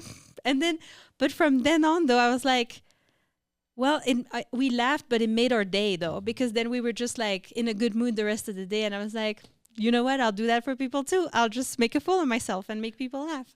Um, and again we went to different million places, but I'm so happy that you dance, and you should I'm happy it's your new hobby, and maybe I'll come to some classes sometimes. Do it up. I miss dancing so bad. Yeah, no, it's a interesting, even with dancing, right? I can see it happening because I've been dancing 6 months now, maybe. Like I'll go out and I'll dance, but I can see it in other people exactly where I was at, right? Like they're just starting the class, they're super nervous, they don't know what they're doing, and it's scary. Mm-mm. It's super scary, and I hate it. Mm-hmm. But the best feeling was when I got it down and I was able to go out in public, ask a girl to dance, No. take her to dance, Uh-huh. not step on her toes. She didn't look at me like I was crazy, and it ended and everything was good. I Nice. was like, what the heck? This is an amazing feeling. Mm-hmm. And this is all I had to do? This is it? There we go. But that's the stuff that we need to do more of. Because even think about it, as kids, we have these ideas of what we want to be like, right? And why aren't we? And usually it's because somebody told us that we can't. Yes. The fear of someone else is what's stopping us from achieving what it is that we want to achieve. But in doing that, we really value people's opinions more than we value our own. And when you tell your brain that you don't value its opinion, it's going to stop speaking to you. Your conscience is going to stop talking to you. Whoever you believe in, universe, whatever it is going to stop talking to you, because it's going to be like, every time I nudge you to go do that, you stop. It's just like anybody else. If I'm texting somebody and you stop responding, I'll maybe send 1-2 follow-ups and then that's it. But we can't wonder why we aren't getting the directions, why we aren't purpose driven when we don't listen to the stuff that is presently available Yeah, through to your us. inner voice, even. Yeah. Mm-mm. Why? If you're not listening to yourself on filling out the lottery tickets with the numbers, I know. with the numbers that you've been practicing, I I know. get it. I really do. And I think people are going to do one of two things. They're going to be like, oh, see, it's not real. Right. It's just a made up story. Or they're going to have the person who's like, nah, it is real. And I can do it. I just need to overcome that last fear. This neck tattoo that I have, I just got it a few weeks ago. And I love tattoos on neck. I love tattoos on like everywhere. My goal is to die with my neck all the way down to my toes. Oh, okay. That's my goal. Is when I die, I want to be completely covered. I mean, completely covered, minus the glutes. Like that's about the only area that I'm not gonna tattoo. You know, whitey tighties, and that's about it. That I'm not gonna tattoo. All right, but no, thighs, all of it. My mother, I wanted to get my neck done when I was 17, 18 years old. I was just gonna go tattoo my neck. I didn't really care, but I love the way that it looks. Right. My mom, she knew that I was gonna go get my neck tattooed. I had saved up money for it. I was telling my sister about what I was gonna do. My sister was like, "Yeah, you look cool with the neck tattoo." I don't really like people with neck tattoos, brother, but I think you would look cool with a neck tattoo. I'm like, "Yeah, sister, I'm gonna look tough, huh?" She's like, "Yeah, you can look super cool." My mom was like, "Son, I don't want you to have a neck tattoo. So here's what I'll do. I'll give you $1,500 in my will for when I die. You can go get your neck tattooed." I was like, "Deal. Give me $1,500. I'll wait." Like to me, that was a big thing, right? I was about 18 years ago. And this year I was like, "Nico, you really want your neck tattooed, so what's stopping you?"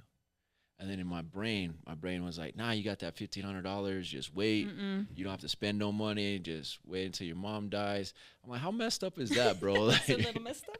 Like, that's how much you care about money, dude? Like, you ain't gonna do what you want to do. That's how much you care about Well, you someone. had a little respect too for your mom not willing for you to A do it little until she bit. was gone. A little bit, but my mom don't like none of my tattoos. Yeah, okay, that's She's fair. one of those ladies. She like when I got my first tattoo, she started crying.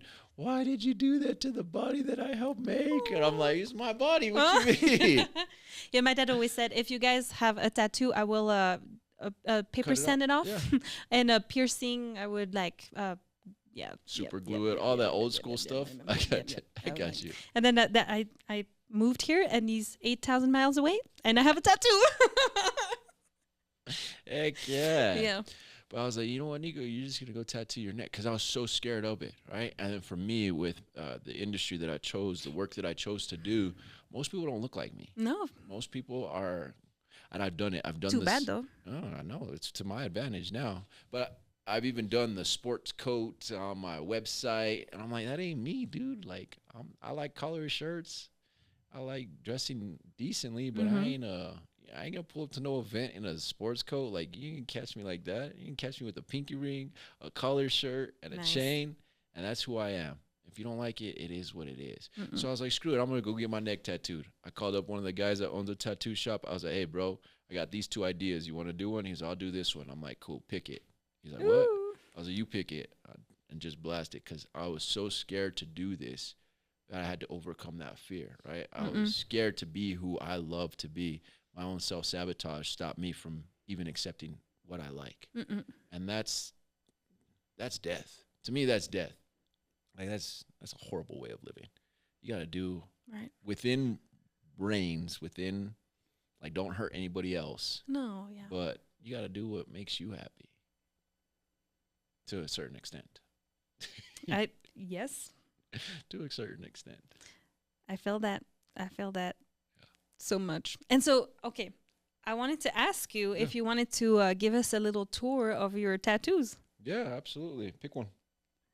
Oh, I want to know about all of them. Okay. We'll pick one But you you want to said- start with. Okay, which one was your first? Did you say it was your hand tattoo? No. Okay. No. My first one was a rose that I got tattooed right here Okay. on my shoulder. Why? Oh, I was thinking of one that I saw earlier. Oh, why that eye? The eye, this used to be my favorite vein to inject heroin into. Oh. So I used to have scars all on my veins, track marks, and two reasons. One, to cover up the track marks. The other one is to remind myself that there's always someone watching now. Because of the choices that I've made, there's always somebody watching. And the reality is, there's two sets of people that are watching me.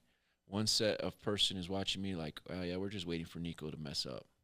Like, it's only been 5 years. He's gonna fail at some point in time and go back to drinking and go back to using drugs because that's my habit. That's who I am, right? And that's the history that they know of. So I can't judge them for folk thinking that way. The other person that's watching is the person that's like, yeah, if Nico can stay sober, then I can actually try to get sober. So those are the two people that I think are watching me, and that's what the eye's for. To remind myself that there's always someone watching. Well, before I ask you for another one, I want to say first, that first type of people, fuck you. I mean, Pardon my non-French. Pardon my non-French. Pardon my non-French. I'm just, it just makes me mad because there's always it's always like that, right? And the thing is, sometimes I watch a lot of like vloggers, mom from Belgium, and what pisses me off is that most of the time, I mean, I only watch their content, what they share. I don't really look at comments and stuff. I don't really care. I have a TikTok for the studio, but I just go post and I leave. I'm not into that TikTok thing.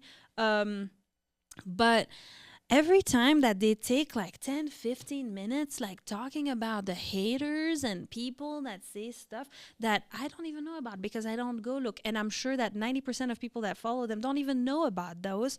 They just feed into the haters and the comments, and they're like, oh yeah, but see, whatever Pedro said, really wrong name. To choose, it's probably like an old lady that's like behind her computer. That would be, but all the names that come to my head, and our French one, like Janine, that's like a old French name that would be in, like, behind her computer being like, why would you put the spotlight on those people? I'm just like, so yeah, but I know they're in the background, and of course they want you to fail. But so yeah, who do you choose to give importance to? Those people that just are waiting. One thing is like eating popcorn, waiting for you to fail, or the ones that are cheering you on and being like supportive and believing in you, But again, then we go back to self-sabotage and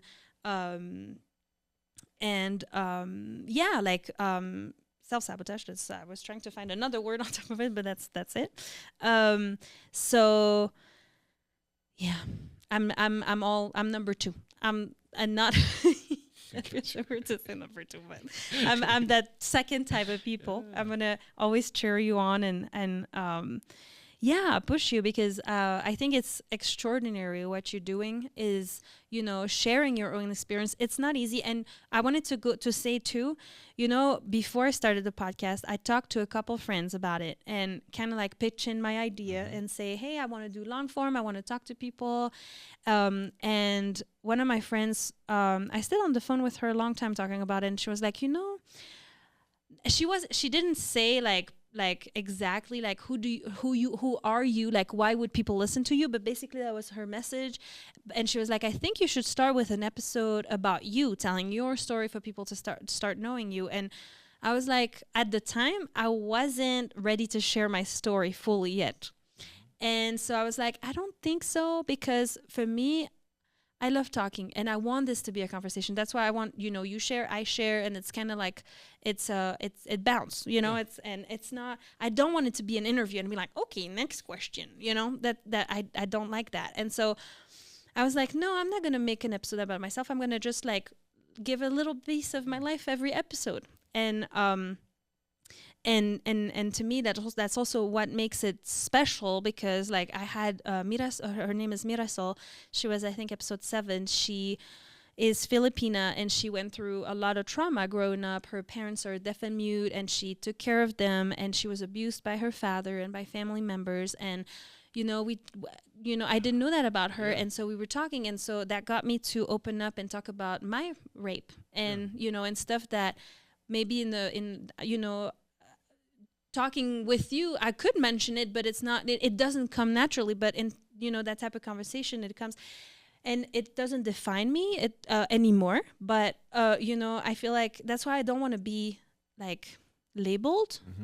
like a rape victim or abuse victim growing up, or a big sister. Like I'm all those things, and I think people forget that too. And then I wanted to say one more thing about social media really quick. You know how you were saying about perfection?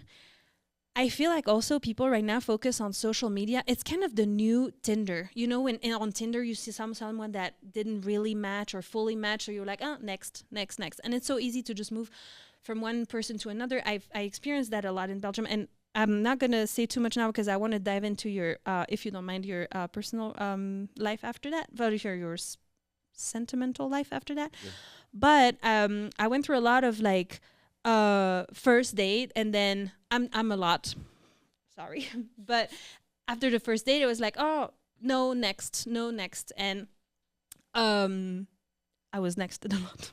And but, you know, it's okay, it's the way it is. But I feel like with social media right now, it's kind of the same principle where we see the end result of people's lives, people's company. Like I see that magnet lady that makes like $35,000 a year, no, more than that. I don't remember what numbers, or a month, making magnets, and I'm like, I can do that. Like the same reaction I had with when the lady said delivery, that contract is $100,000, and I'm like, I can do that. I'm impressed by numbers a lot in my life, I feel like, but because we only see the end results, right? Because we only see the highlight of people's journey. We forget that the journey can be hard or can be challenging, but it's beautiful, and it's also mostly about the journey more than the end result. Absolutely. Say so much more, but I'll please send it back to you. No, but see, and right now I'm I want to work out. I feel like I have this new passion in my life that I want to work out.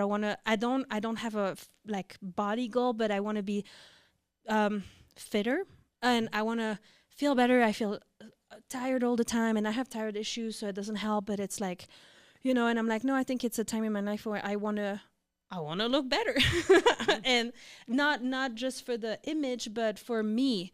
But I've tried so many things. Like I've tried following like YouTube videos and stuff, and I tried like taking the Zumba subscription for a year that just ran out, and I didn't Zumba a lot, but I did a couple times. And so I feel like now I'm at the point in my life where I feel like I need to get a gym membership and get a coach, because if I just get a membership, I'm just going to be like a million other people that just have a membership. We see you and never go, you know? And I don't want to be that person. But then I'm like, a coach, I'm like, my extra money right now goes towards the podcast. So I'm like, okay, I don't know. So, you know, I'm just a little lost. But I feel like I need someone that's going to be like, go, go, go, you know? And I need a program. I need something that's like tailored for me, or someone that's going to push me and put me like, how do you say that? Keep me accountable. I'm hot. I'm sorry. It's okay. I go a million places. It's all right. And I'm really, you were saying, oh, attends, I wanted to ask you, you were, see? My brain is a mess right now. Earlier, you told us about your head, and you said it's not a choice. Yeah. If I had a choice, I'd grow hair. But I can't grow hair on the top of my head. Okay. Oh, so you can't. But it's not like a medical condition? You don't have a medical condition or anything, or do you? No. Oh, okay. I mean, there probably is a medical condition that they come up for people being bald, Oh. but I think that. No. Do you have to shave it or no? Yeah. Oh, okay. Yeah. If I don't shave it, I have a cul-de-sac. Eee. Yeah, oh, yeah, the little. Yeah. I'll say I got that. Okay. Like after 2 days, I could start to see the hair growing out on the side of my head, and I'm like, no, that just looks gross. And there was a time in my life where I didn't know how to shave my own head. Okay. So I would go like 2 weeks before I go to the barber, and this thing was just long and gross. And I'm like, what? So were you always like that, or did you have hair when you were younger? Oh, I had hair up until I was 22, 23. Okay. And I started really like thinning. And by the time I was like 24, my buddy was my barber. And he's like, I'm shaving your head. And he just started shaving my head. He's like, you're bald, dude. Like, I don't know what to tell you. Accept it, yeah. Yeah. And I was like, what the But heck? it suits you, though, honestly. Thank you. I appreciate that. I think hair would suit me better. But, you know, we always want the things that we can't have. Right. So, yeah, no, I think that, yeah, it's not by choice that I'm bald. Okay. if I had a I different. mean, you could own the. In French, we call it a tonsure. It's- I like the way that sounds. So tell me Voilà. more. It's a tonsu. Une tonsure. I got a But that's tonsu on my head. What you got? we need to work on your R's. No, but also it's funny because well, une tonsure that's like for the how do you say les moines? The Toupees? no, the guys that make well, see, we have that in Belgium a lot of like abbés that where you make the beer and cheese and stuff. Okay. It's like the where the les moines. I don't remember how you say moine. Chef hat. No, it's they're like religious people in like those brown robes. Monks. Monks, probably monks. So and that's that they usually have that, right? The yeah, Yeah. une tonsure. That's what it's called. Oh, gotcha. Yeah, no, I can't even do that because it doesn't grow right here. Oh, yeah, Like, you're it- right. They it do don't. have it all the way in the front. Yeah, I they have it forgot. on the front, and then you just kind of Oh, shave the yeah, little so you're circle just on the like back. here. Yeah, no, I only grow right here. You know, it's good that you did that because, for example, my godfather, he has that too, but for some reason, I'm so sorry. He probably would never watch it. If you ever do, I'm so sorry. But he, like, see, like I did that again recently. When I was younger, I used to put my hair like that, and then I stopped for the longest time, and then now I'm like, I don't know, for some reason I'm doing it again. But that's what he's doing with. He has like 3 hair here, and you don't say that in English, but for us, hair is plural in French. So he has like 3 pieces of hair here, and he combs them over to hide, but it's not hiding anything. And yeah, so you're owning yeah. it bald. You ain't Yeah, gotta- you I just think it's gotta better. you just gotta own it. You Mm-mm. just gotta own it. Earlier you said, the podcast, and you mentioned your accent. That's one of the reasons why people will watch it. Just because you have a different accent than what we're used to. Even when we first started talking, that was one of the first things that I picked up. I was like, hold on, there's an accent there. Mm-hmm. What is it? I got a buddy, and he does a podcast, and for whatever reason, his throat, I don't know what's wrong with him. I don't ask questions. I'm just like, it is what it is. But it sounds like he's always straining to talk. Oh, And he's like, I hate that about myself. I'm like, bro, that's one of the reasons why most people will makes listen you to special. you. Yeah, because it's what stands out. Mm-mm. And he's like, okay. I was like, so keep on doing it, bro. Like, keep on pumping that stuff out because that's what's going to attract. Our brains are so used to seeing the same thing via social media that when something stands out to us, we have to address it. We have to address it. Okay, we got we started talking about hair, but there was something else that you had I threw mentioned. so many things at you. That's right. There was something else that you had mentioned that I wanted to loop back around on. It'll come back up. Oh yes. It'll come back up. So it's okay. I have plenty. Oh, so yes. Let's go back to your tattoos. So what is written on your? Oh, my arm. Yes. In Spanish, it says "Dime con quién andes y te digo quién eres," which translates to "Show me who you spend your time with, and I'll tell you what kind of person you are." My grandma's favorite saying. She used to tell me that all the time. It's funny because there is a saying that says that we're the mix of the 5 people that are the closest to us. Yeah, absolutely. That's Okay, I'm just gonna geek out real fast. fine. It's interesting to me that we have these same phrases in very different cultures, but we're not connected. Right. Like, I got a homie, and he's from the Oriental. I'm not going to try. He's Asian, all right? And he has a very similar phrase. I got homies who are Arabics and Middle Eastern. They got a very similar phrase. I'm like, we're getting this stuff from somewhere because ain't no way that you grew up in Morocco, homie grew up in Asia, I grew up in New Mexico, and we all have this very similar teaching that we all got from Right. our elders at some point in time. Right. And meanwhile, politics want to make us believe that we're all different and, you know. Yeah, because division sells, Yeah. right? Like, there's 4 ways to get attention, they say. Chris Tucker says it. And one of them is drama. Like, just by causing division and drama, people are going to get there, which is so wild to me because there's this idea. It's called the red ant theory. And you get this, I think it's called the red ant theory. But you get red ants and you get black ants and you put them inside of a jar together. And they'll coexist, no problems, no issues. As soon as you start shaking that jar, the black ants think it's the red ants who's causing the problem. The red ants think it's the black ants that's causing the problem. And so then they go to war with each other, start killing each other. but it wasn't either But one it of was them. their environment. It was their environment that got shaken up, that caused them to react in a certain way, because all they could see was the people around them. And psychologically, people need to have somebody to hate. Like, we, Oh yeah. we use Nike, just do it, right? Like, they all have somebody who they hate, the people who don't do it. Right. So just as human beings, we have to have, that's the enemy, and this is, you're either on our side or not on our side. Mm-mm. The reality is we're all on the same side fighting this government that claims to, yeah, like you said, that's topics. Yeah. That's topics headed down. I know. I mean, we another can one. do Oh. our whole episode about That's that. what I was gonna say to you. One is that if you do and you are serious about getting somebody who could help you out, I got a buddy who specializes in working with women. Oh yeah. And getting them fit and doing all that accountability and all that stuff.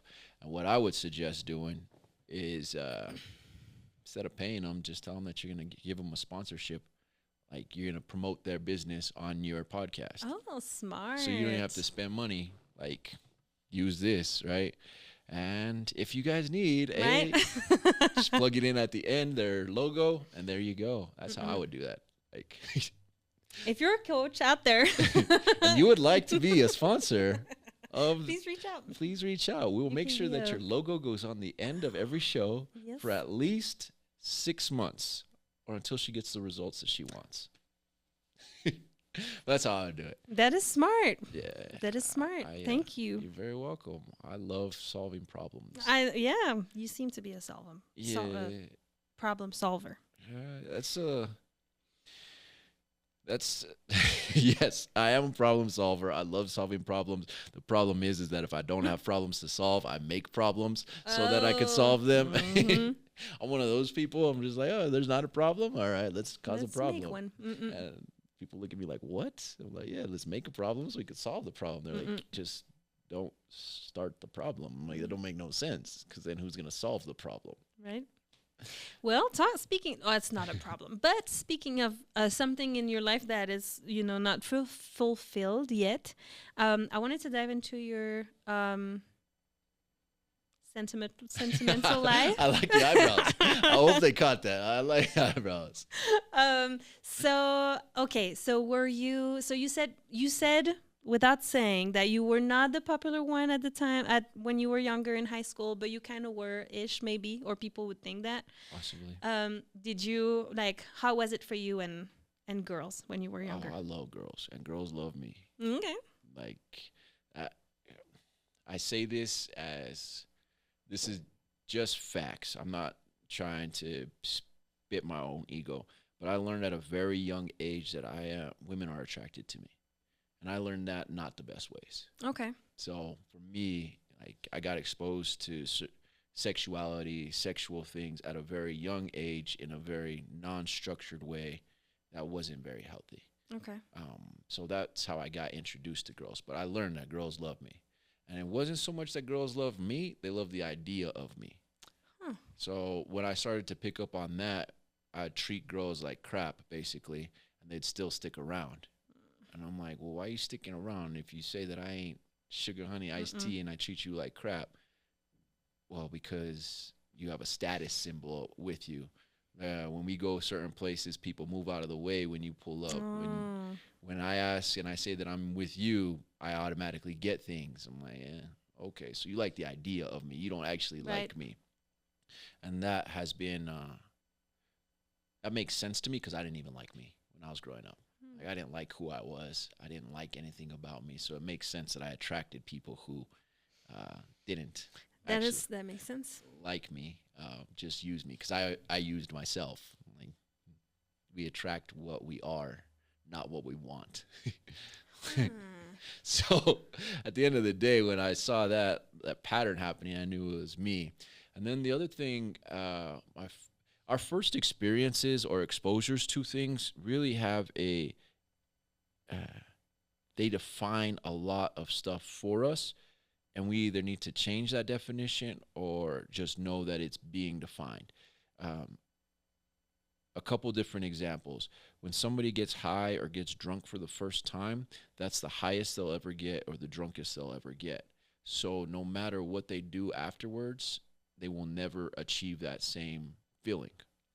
Okay, that's scientifically proven, um, fact based. But if that's the principle with substances, then it's got to be this principle with the same feelings for everything else.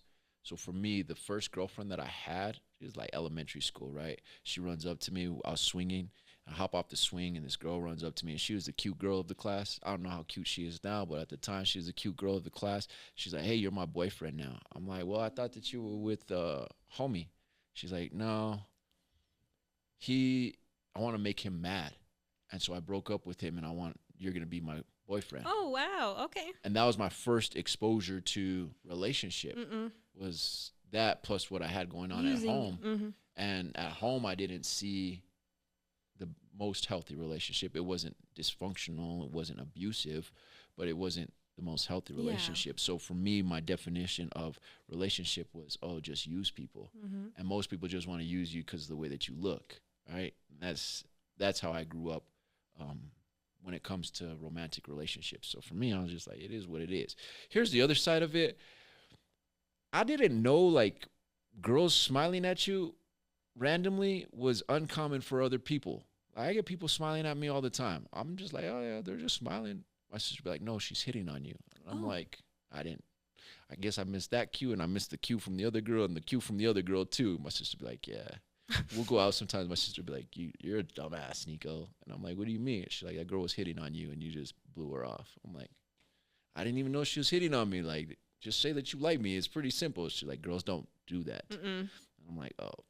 I grew up around a lot of manly men. I see. So the bigger thing was, how many women can you get with?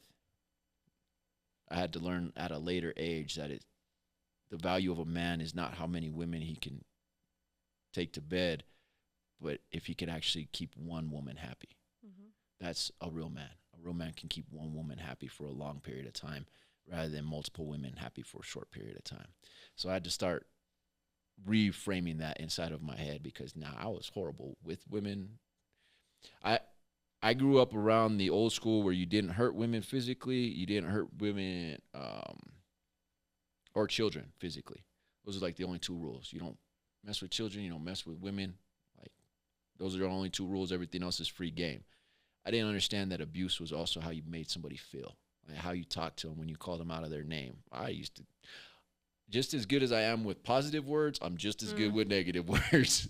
So I can make you feel like you're on the top of a mountain, but I can also make you, I can make you feel like the sewer is a better place than where you're at right now. So yeah, that was be it. I had one girl that really, that one that got away. I had one, and she was like, let's get out of Albuquerque. Just come with me.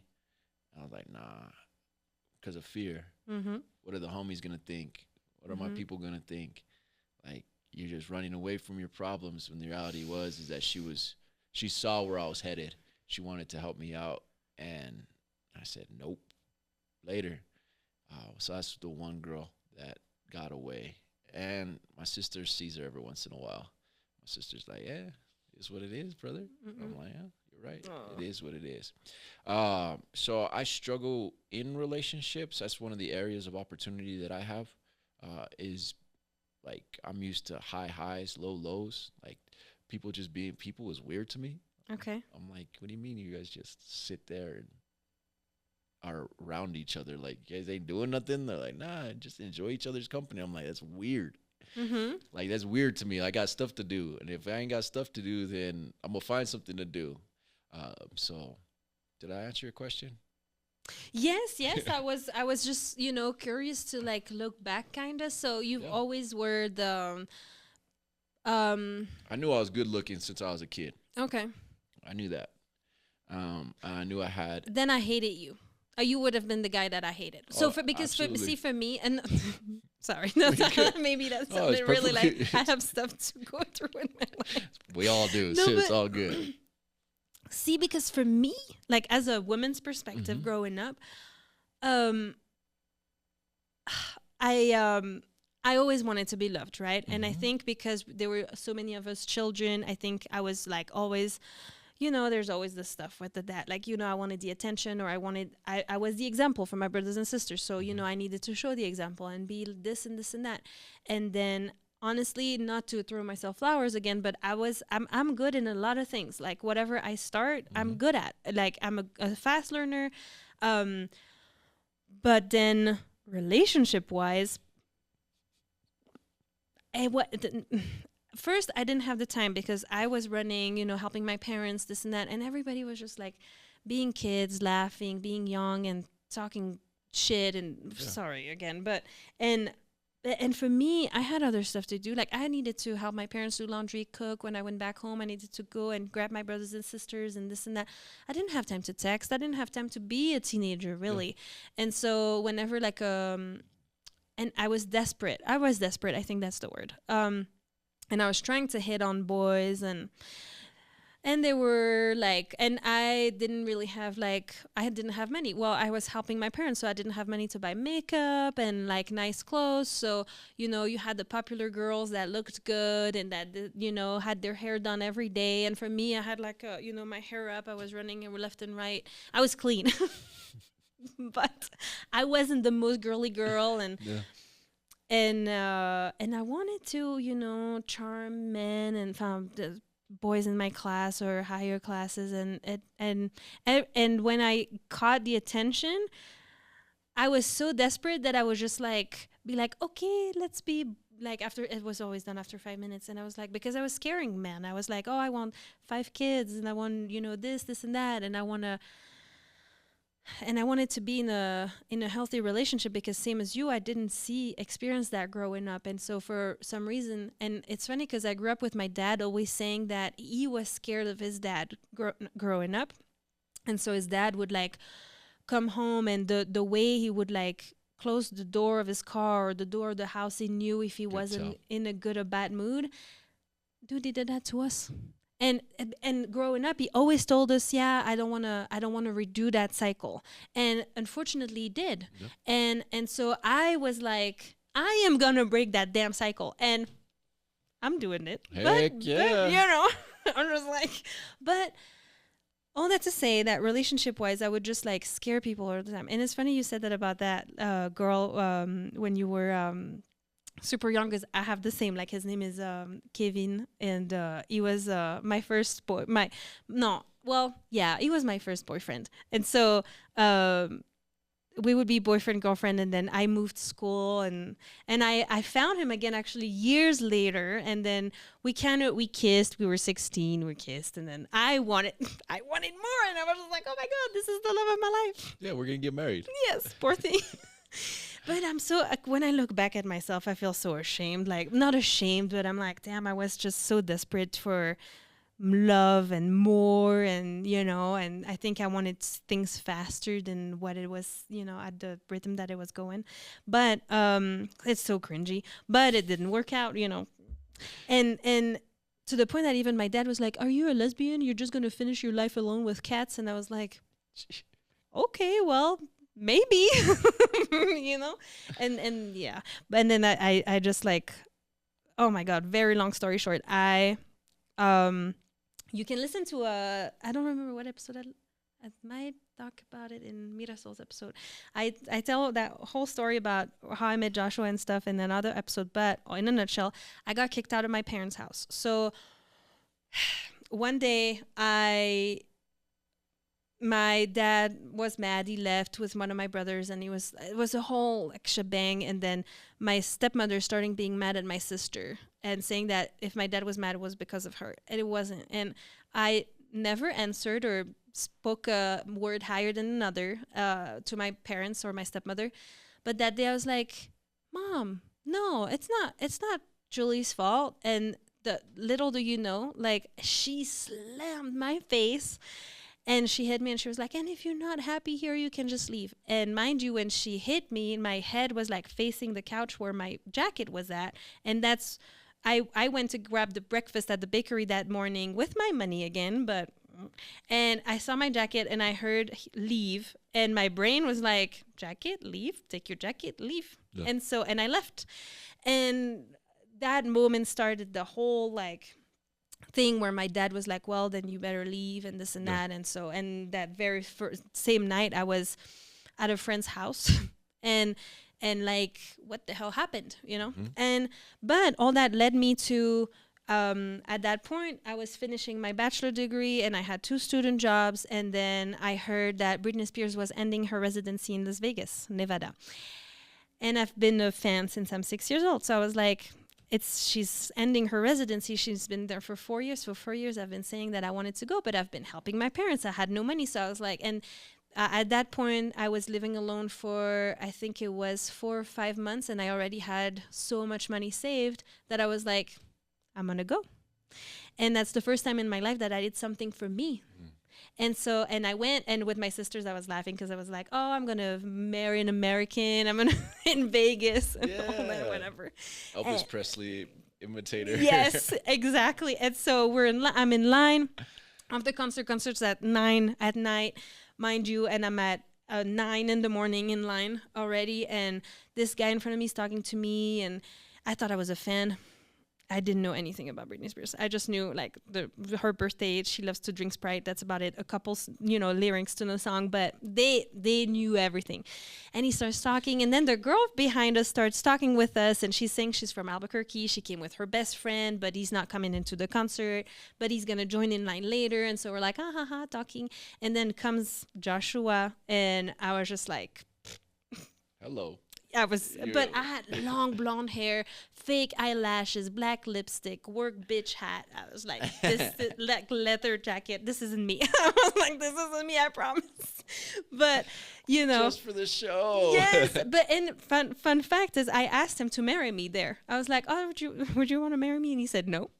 But we still ended up marrying each other. But yeah, so that's how we met. But all that to say though that for the first time in my life, I did something I wanted to do, And so that's also why I want to share my story too, because I want to tell people, if you feel in your gut that you have to do something, do it, because you never know what it can lead you to. It can lead you to a relationship or to a job opportunity or anything, or even just a good time. But yeah, you have to follow that instinct. Because and that was just not it. I was a psychopath because I texted him. The more I was texting him, the less he was answering me to the point where he stopped answering me. And that's when that was the lowest point, not because of him, but that was the lowest point in my life where I was actually surrounded by people that were not really my friends, and rape happened and all that. And then because I met him in December at that concert, and then by June is my birthday, June 2nd, he wished me happy birthday on Facebook, and then that just, it's like it shifted, and we started talking every day to the point that in August is his birthday, and by his birthday, we were just FaceTiming every day, and he was like, maybe we should, I was like, maybe we should see each other, and I came for the balloon fiesta, and we stayed, and then we were like, okay, there's something there, and then the rest is history. But it's like, you have to be persistent without being a psychopath. I was borderline. Well, yeah, but when you come from an environment where you're desperate, when you haven't had that type of attention, it's refreshing to get. Because you're talking about it from a girl's aspect. From a guy's aspect, I've freaked out some girls. They're like, what you look like, the way that you act don't match up, right? Huh. They'll be like, yeah, you look like a very confident, secure man. But when it comes to relationships, I'm super insecure. I have a fear of rejection. I know what it's like to be completely iced out by the people who are supposed to be taking care of you. And in my world, everybody's always left me. So if that's the case, then I'm going to push you away so I don't have to deal with that, right? And that's how my brain works. And I know that's how my brain works now. But even now, there was a girl I was a few months back in April. There was a girl I met. I went to go watch some guys fight, UFC. In front of me, I started talking to this guy. He was there with his wife and his daughter. The daughter was cute. Ended up hitting on the daughter. She got her number, took her out. But I was so excited because, one, I met somebody in real life. Yes. Two, she fit the idea of what I would like to have in a partner, just aesthetically, right? Okay. 3, she was out with her family, which for me is a big, that's a green flag. Mm-hmm. She wasn't drinking. She was out there Right. with her dad and her mom, over 25, 26 years old, and you're doing that like on a Saturday. That's just an indicator for Mm-mm. me that you might have your head on right, or you're screwed. One of the two. Like mom and dad Yeah. dragged you because Yep. you're like I used to be. So either way, I'm cool. Right. I got either path covered. I'm Uh-oh. set. But even there, I could just feel the excitement inside of me, and I could see how it was portraying and oozing as a bad odor to the person that I was with, because they were just like, what's wrong with you? You ain't used to being around people. I'm like, nah, I ain't used. I'm used to people using me. I'm used to people only using me for a couple things: the way that I look, the money that I got, or what I can offer in the status is whatever status I hold. Right? I'm not used to people just wanting to be Mm-hmm. around me, so that you just want to hang out is cool. Mm-hmm. But same thing, text, and then the text messages got lower and in between. But that's why now, as I said earlier, you got to pretend like you're used to it, and that's what I realized out of the situation. Like, hey, Nico, Okay. you aren't used to being around people who just want to be around you. Mm-mm. You're used to being around people who want to use you. So Mhm. you got to reshift that thought process and pretend like everybody just wants to be around you because Mm-mm. you're just a decent dude. I agree and I don't, because see, for me, like my experience Mhm. is that if okay, so to me she wasn't meant for you, because Yeah. then to me, if there is something, if that person even like cares about you or has feelings, or even if it's just platonic, like your appearance, you're still going to fight somehow for that relationship or that potential relationship. And I'm going to use like my own experience, because see, for some reason, like my husband before me, he had a 6 year long relationship. And so when we started dating, I was scared to death, because I was like, my longest relationship was 3 weeks. It's like, I was just like, oh my God, this is not gonna work. Like, I don't match up to her. Like, and to a certain extent, that's really mean what I'm gonna say, but she doesn't match the beauty standards. Let's just put it that way. And I was like, oh, she must have been so nice or so kind or have such a cool personality. This is awful what I'm saying, by the way. I'm just not, saying that it's okay what I'm saying. Because she wasn't beautiful. But again, what is beauty? Let's just put it there. And, because when I told my husband that, he gave me a cold shower right away. It was like, to me, love is not about beauty; it's about who the person is. So and he said the way like my relationship work doesn't have anything like it's none of your business, basically. Yeah. And he's right, Yeah. and rightfully. But all that to say that when that relationship went south, she didn't fight for it though. She let it happen. I mean, from what I know about their story.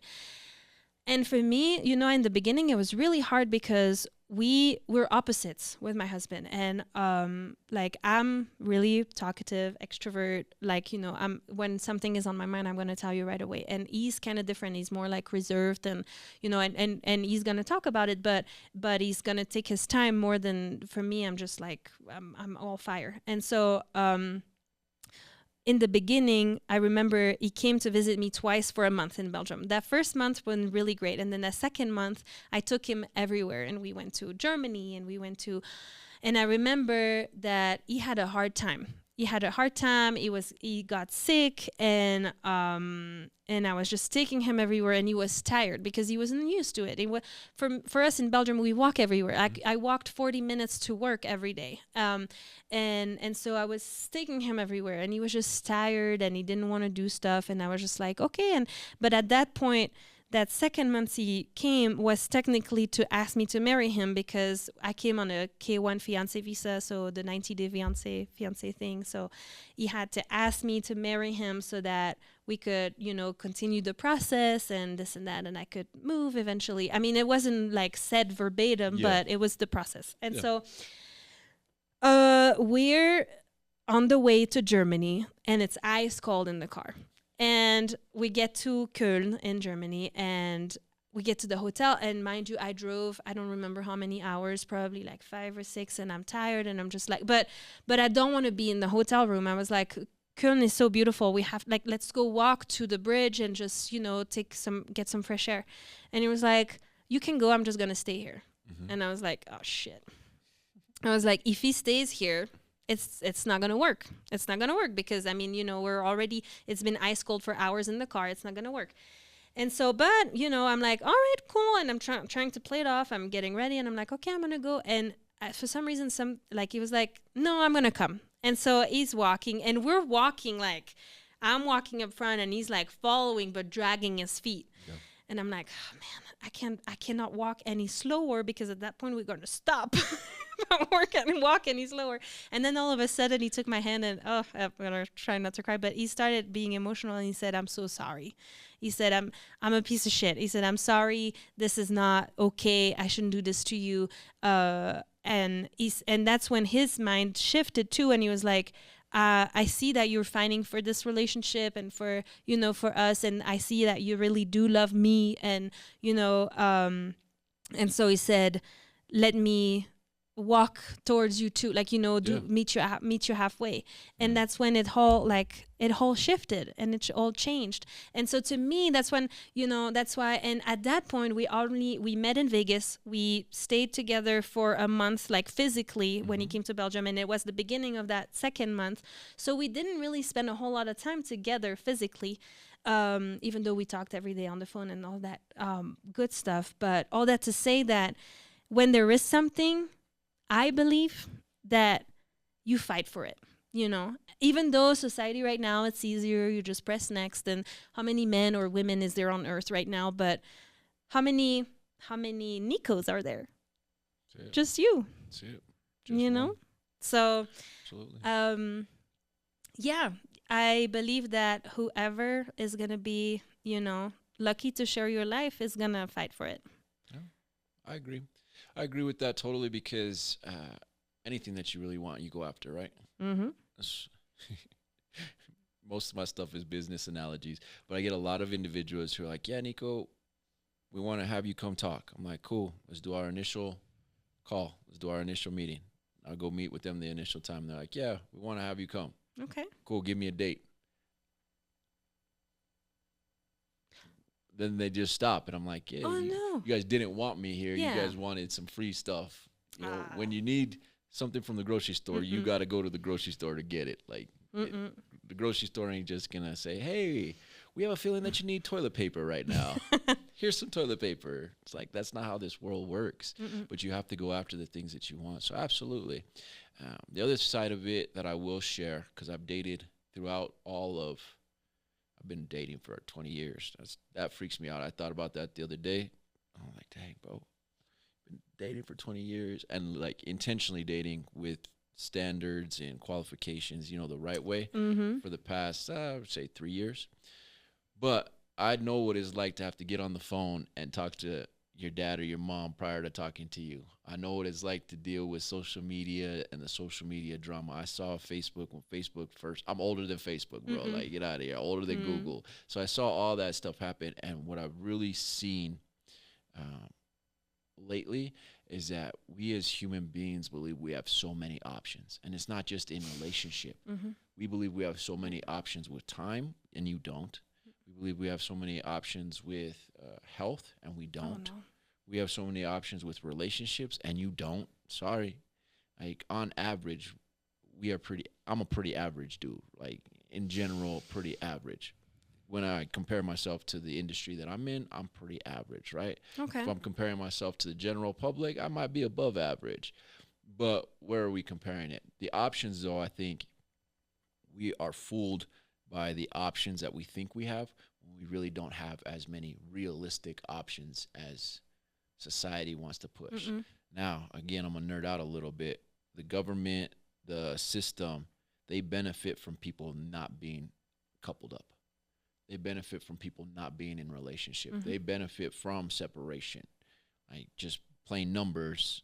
You can rent 2 apartments and have 2 utility bills, or you can rent 1 apartment and have 1 utility bill. Like, it makes economical sense for the people who want just to stimulate business for them to promote you don't need relationship. And this is coming from a guy. You don't need a girl. All they're gonna do is rob and steal from you. 80% of divorces are started by women. like, like all those numbers are set there to drive you away from it. Which for me, that's a good thing about being critical thinking. Is I always wonder, well, why are they promoting this now? And why are they promoting this lifestyle now? Well, because most people are unhealthy who are individually live. There's a thing that happens, I think it's in Japan. They're the only ones that, it happens everywhere, but in Japan they titled it. But it's essentially someone who lives by themselves, works by themselves. They die in their apartment on their own and nobody's around because they don't have couples, they don't have families. And so their neighbors get this whiff of the dead body, and that's when they'll come and clear it. That's where we're headed, because people have unrealistic ideals, one, and unrealistic options for their ideals. Because, sorry, this might hurt your feelings, but this tattoo is Eva Longoria. That was my girl. That was my celebrity crush growing up. I used to think I could pull Eva Longoria. Like, I was just like, why not? Well, you know, there's an age thing, and then there's a couple other things that factor into it. But at the end of the day, why can't I? Right? Yeah, she dated a French guy. Really? Well, yeah. What's his name? The basketball player. Ginobili. I don't know if he's French. That's just the name that sounds French to me. Who did she date? What's his name? If you know, put it in the comments. Yeah, put it in the comments. It's not. It's gonna come back when the episode's over. But realistically, it's not. Well, I don't agree. I want to say maybe your soulmate is not here. Maybe, sure not. You'll be the second person to tell me that today. So for real? For real. So we may need to explore other options. Absolutely. But yeah, I think that society as a whole, and I gotta watch myself when I get into it, because I'm like, nah, you know who the heck I am? Do you know what I've been through? Do you know what I bring?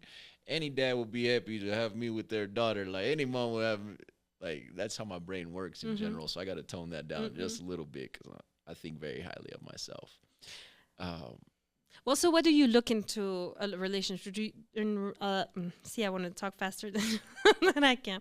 What do you look for in a relationship? Do you look more like, because, you know, there's different personalities, right? Are you looking more into like a woman that would be like, to me, it's important that she's like supportive, right? But do you want to like we're digging into really personal stuff. You don't have to answer. There you go. But are you looking more for like, not like a submissive, but more like just a woman that's here for you? Because see, that's okay. You mentioned that maybe you have money. I don't, and that's none of my business. But I feel like it's interesting how men with a lot of money tend to be, or it looks from the outside, to be with women that are like brainless. Yeah, they look hot, but I mean, they don't seem to have a lot of conversation. And I mean, maybe you don't date them because of their conversation level. But like, you know, are you looking for that, or are you looking, because, you know, and see, it's funny because sometimes society tells you, well, if you want someone that's like smarter or have more like conversation, you have to lower your like physique expectation, which it's not always true. So yeah, what are you looking into when you think about let's address the first one. I am not paid, so if you got a job, let me know. I'll do it. Okay, that's the first thing. Okay. Second, I really would like a normal relationship, quote unquote normal. Someone who's not. Many times I get people who are just infatuated at what I do, how I carry myself. I don't know what you're infatuated by. This is just how I conduct myself. Yeah. So someone who you mentioned supportive. I think supportive is good, but also not like, I don't need you in my business. Okay. Like, does that make sense? Like, I don't need you knowing. So you're not interested in a partner in that in your field? No, absolutely not. I need somebody completely outside of my field. Okay. Because we can have conversations, but I'm gonna tell you I'm right, and I'll show you why I'm right. Don't argue with me on these things, because in my field I'm an expert. Okay. When it comes to the things that I know about change and how to get people to change, there's no disputing what I'm about to say. Like, I don't care who you are. I've got toe to toe with doctors, and they're like, "Oh yeah, you're right." I'm like, "Yeah, I know," because I do my best not to speak on things that I don't know. Mm-mm. And so that's where, yeah, no, in my field, absolutely not. I just like a legit normal girl would be cool. That would be cool. But I do believe that you have to be attracted to them. So for guys, we believe with our eyes. Girls, they believe with their ears. Just just the different functions of us as human beings. Yes. So I absolutely need to like what I'm looking at. Okay. That's the first part. But the second part of it is how do you conduct yourself? Because I've Yeah, but see, sometimes also what you look at is not like to standard, but because of confidence, oh, absolutely. That's could the make it work. Like, that's the aura. That's the Mhm. aura that someone carries. Oh, 1000%. I've dated a girl and I lost her to a rapper, like a pretty well-known rapper. She's that gorgeous. Like gorgeous, but she didn't have very much character. Mm. And so for me, I was just like, it is what it is. Yeah. Like you saw a dude who had a higher status than me, and that's why That says you a lot. Yeah. that's why you booked it. That's Like, terrible. you know what I'm saying? But in when you're playing with those rules, and you got to understand that those are the rules. Mm-mm. Yeah.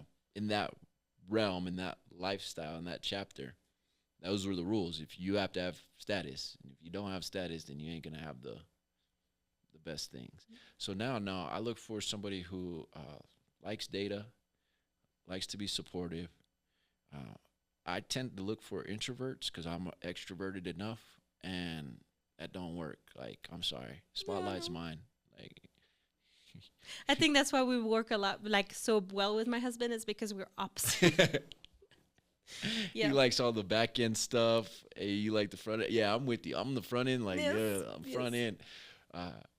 That same girl that I mentioned earlier, one of the things that really piqued my interest was that she had a job where she was already handling admin stuff. So I was like, Cherry, like if I need some help with this, then I could just hire her to do that. Because that's the stuff that I hate. I really hate that. Like, It's my bachelor, but I hate that too. yeah, I hate it. I hate it. So no, I got a type for sure, but mentally you got to be a little bit more sound, Mm-mm. especially to deal with me, because I'm a lot. I'm not. We need people that bring us back to earth and be like, Oh yeah. okay, come, like let's channel everything. I dated a girl once, and she was like, "Hey, all that TED Talk stuff, leave it outside of here." She was like, "For real, like you start to get on your TED Talks, and I'm gonna shut you down." I was like, "I like you," Uh-oh. because most people won't tell me that stuff. She'll be like, with her, I shared with her like, "Look, I haven't been in a relationship in like 4 years." So that muscle for me is not strong. Mm-mm. I don't know what it's like. And just FYI, because I struggle with substance use, my brain stopped growing at certain spots in time for certain things. So when it comes to relationships, you got to know you're dealing with like a 22-year-old's mindset when it comes to relationships. Mm-mm. Not because like that's where I want to stay, but that's because where I capped out at before I stopped focusing on working on that muscle. So even with her, she would be like, "Oh yeah, you're acting like a 22-year-old right now." I'm like, "Thank you. Mm-mm. How come everybody can't be like you? Right. How come people can't just say that?" Right. She's like, "I don't know why people can't tell you that, but that ain't flying over here." I'm like, "I'm with this, shorty. I like that." Nice. So that type of stuff, that's an attribute. Somebody who could speak their mind, Right. doesn't get walked over. It has to. Honestly, too, in a relationship, you have to be truthful. Yeah. And I'm a bulldozer. Like I get my stuff done. I don't care who you are. I'm gonna run. You either get out of my way or I'm gonna run you over. And in relationship, that don't work. Mm-mm. So having somebody who's like, "Nah, you're not bulldozing me," Right. it's like, "Oh, cool, thank you." Mm-mm. So yeah, that's what I look for.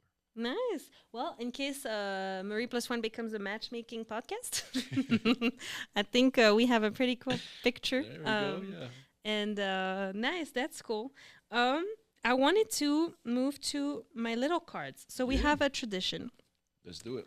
on the show. We have a stack of cards that are life questions and a stack that are quotes. I would like, without looking, for you to just pick one in each stack. Okay. One in each stack. We're gonna go with that one. We're gonna go with this one. Perfect. And then you can read them to us and let us know if it brings something, anything.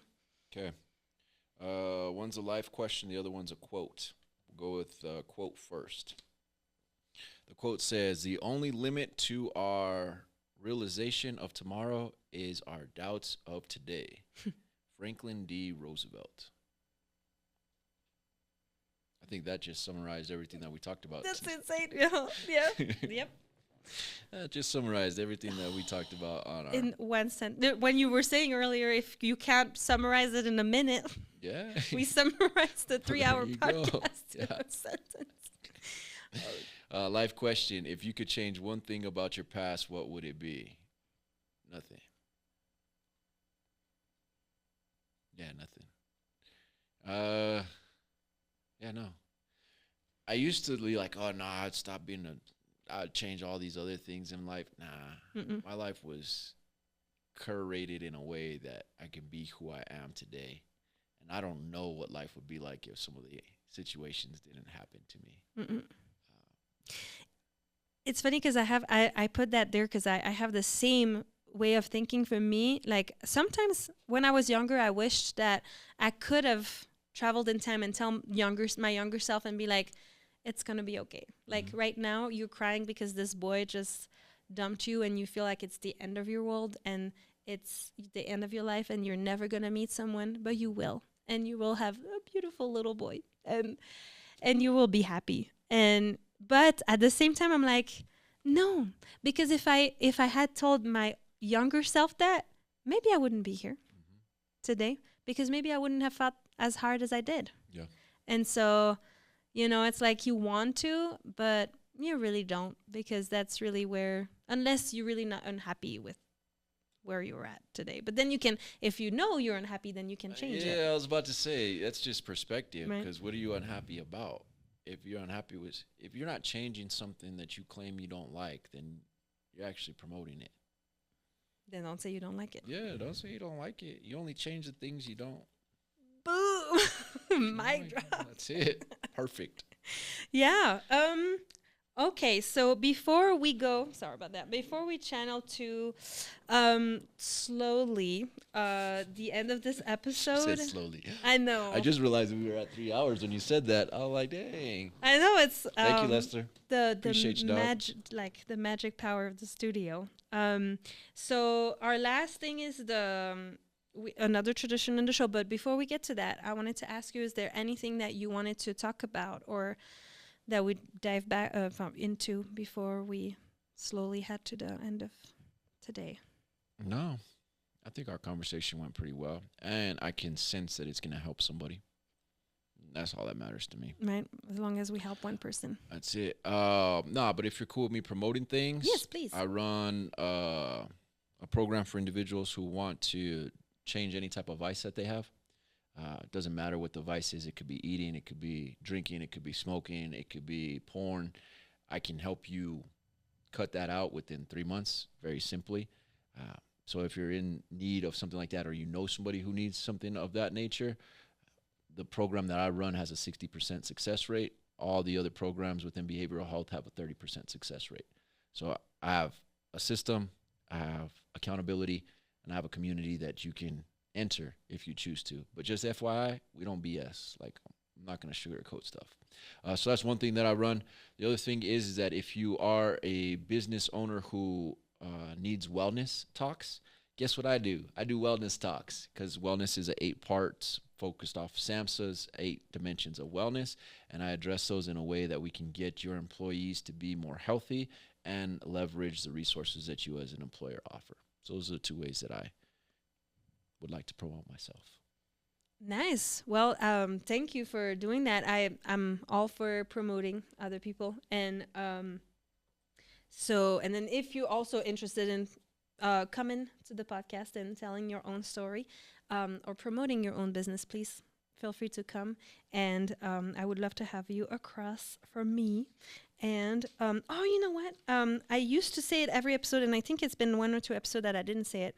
So talking about self-confidence and self-love, I watch a lot of true crime, and I watched this I think it's a Lifetime show on Hulu.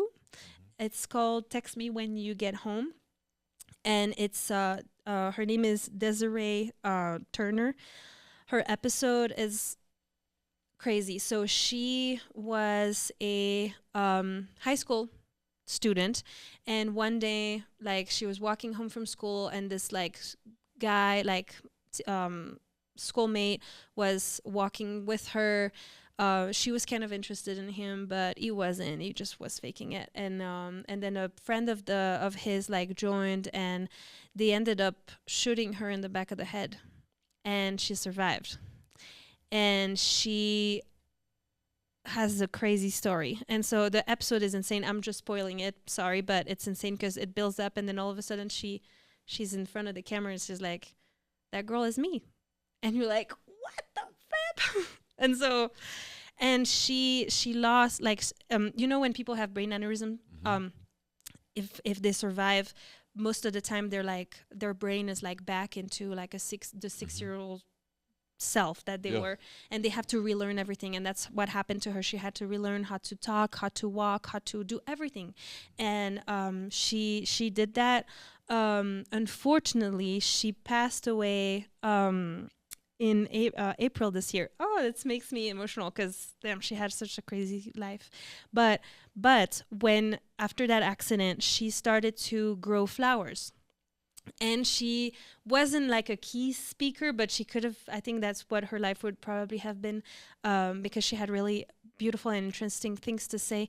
But all that to say that she said in front of the camera that, you know, the flowers that she grew, she says, you know, a rose, it's beautiful. It's a beautiful flower, right? And then you have, I'm not saying it the right way. I'm so sorry. But, and then she said, you have a sunflower. It's a beautiful flower, right? But they're both beautiful, but they look nothing alike. And you and your neighbor, you don't look nothing alike, but you're both beautiful.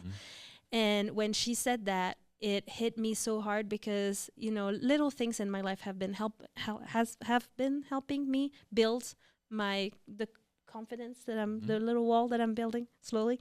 And that was part of it. And I was like, damn, she's right. And we're beautiful to us and to other people too, and we just need to focus on that and not focus on the people that don't find us beautiful. But she said something else, and I want to say that every episode. And she said, you can do hard things, be your own kind of beautiful, and find what makes you happy, then do it often. And I was just like, thank you. And so, and I just happened to learn that she passed away not too long ago from complication from that whole everything that happened years ago. But so yeah, I feel like I've never met her. I only saw that episode, and I just feel a deep connection, even though we never met. And I just feel like she then dedicated her life to sharing with people and uplifting people, and I want to do that. And I feel like that's what you want to do too. Yeah. So okay. That's what you're doing. Let's change that vocabulary. That's what you're doing right now, actively. Then it's just so.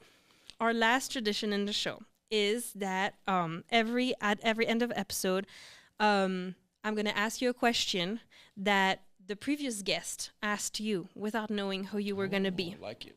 And so, and after that, you'll get to write a question for the next guest, and I don't know who it's going to be, and you don't know who it's going to be either. But so our previous guest was Brian. Okay.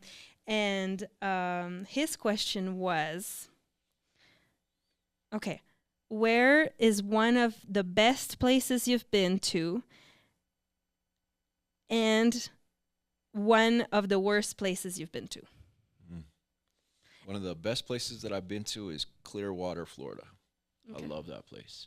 I actually just got back from there. It's one of my favorite vacation spots. Okay. So that's one of the best places that I've ever been. Clearwater, Florida. You can walk around in just your trunks and go into sandwich shops, go into gas stations. You don't have, they don't follow the no shooters, no shirt. That's out the window there. Okay. I love it. It's amazing. It's beautiful. People are cool. They're down to earth. Nice. One of the worst places that I've ever been, in my own head. So that's one of the worst places that I've ever been. And sometimes I get lost there. But I am not a believer that the environment is what you make the environment. I know people who are locked in prison and they're happy right now. So it's not really the environment, it's what you're thinking. So the worst place that I've ever been is promoting the victim mentality inside of my head. And it's a dangerous place, very dangerous. And I've been to some dangerous places. Like, real quick story. I don't get too scared of too many places, but I do get aware. My senses get up. I was in Georgia, Fulton County, Georgia, a couple months ago, and I hit this corner to go buy some wings from this shop, and I was like, "Oh, okay, this is what we're doing." Guys in just like groups of 5, 6, just standing all next to their donks is what they're called, but it's a specific type of car. Okay. They're sitting there smoking their blunts, drinking their liquor, and it's about Friday night, 8:30 at night. And it's like, whoop, wrong place. Yeah, I was like, these wings I heard were good though, so I'm gonna get these wings. And they all looked at me. I looked at them, gave them the nod, and they gave me the nod. I got my wings and I got up out of there because I was like, oh man. So I say that like not to be philosophic or anything like that, but literally the worst place that you could ever be is in your mind alone. Mm-mm. Sometimes being in your mind is okay, even when you're dealing with those dark things, but have somebody around. Mm-mm. So that'd be my answer. Don't let it win either. Yeah. Don't let it win. Keep on fighting. I'm in my head a lot too sometimes. But for me, I mean, my it's not an excuse, but as women, we go through a lot of hormonal stuff, changes all the time. That is messing with me. But we learn to ride the wave and don't let it win. But also I feel like don't push it away, because I've done that. And then when it comes back stronger, at least for me. And so I'm learning to embrace it. And about to go on another whole hour, Go but I ahead. just want to throw this out there real fast. What she just said is so powerful, is that when you ignore it, you're gonna have to deal with it twice as much. Conflict avoided is conflict compounded. If you're not addressing the conflicts, whatever they are, then you're gonna compound them more and more. yes. Well, I loved having you, Nico. Thank you. You're so knowledgeable. Thank you. And if you ever, in need of help, please contact Nico and start your journey. It's never too late. And like you said, 3 months, like your follow up, you like follow with people, or you said you could have results in like 3 months. Oh yeah. That's nothing in the life. And it goes by faster than we think. And the time that you think about it, it's already, you could already have changed your life completely. Yeah. So don't hesitate, and don't hesitate to come here. If you don't have anything else to add, or maybe we could have an episode 2 eventually. Let's do it. I feel like there's so much I wanted to still ask you, and we didn't touch. But perfect. Then thank you so much again for being here today. Thank you guys for listening and following. Don't hesitate. Don't remember, follow, subscribe. I'm terrible at this. And Hold on, can I do like, it for you? subscribe. Can I do it for you? Yes, go ahead. You guys need to like, subscribe, send it to someone who you know can benefit from this, and leave a comment of your biggest takeaway, because it doesn't matter if you heard it. Can you actually absorb it? So I want to see you guys drop a comment about the biggest takeaway that you got from this conversation. I want to see you send it over to your friend. And if you don't want to send it to your friend, then send us to the person that you don't like, okay? Give them 3 hours of something to watch, and maybe they'll learn something about it. But hit that like, hit that subscribe, because she's going to do some amazing things. Thank you. See you next time.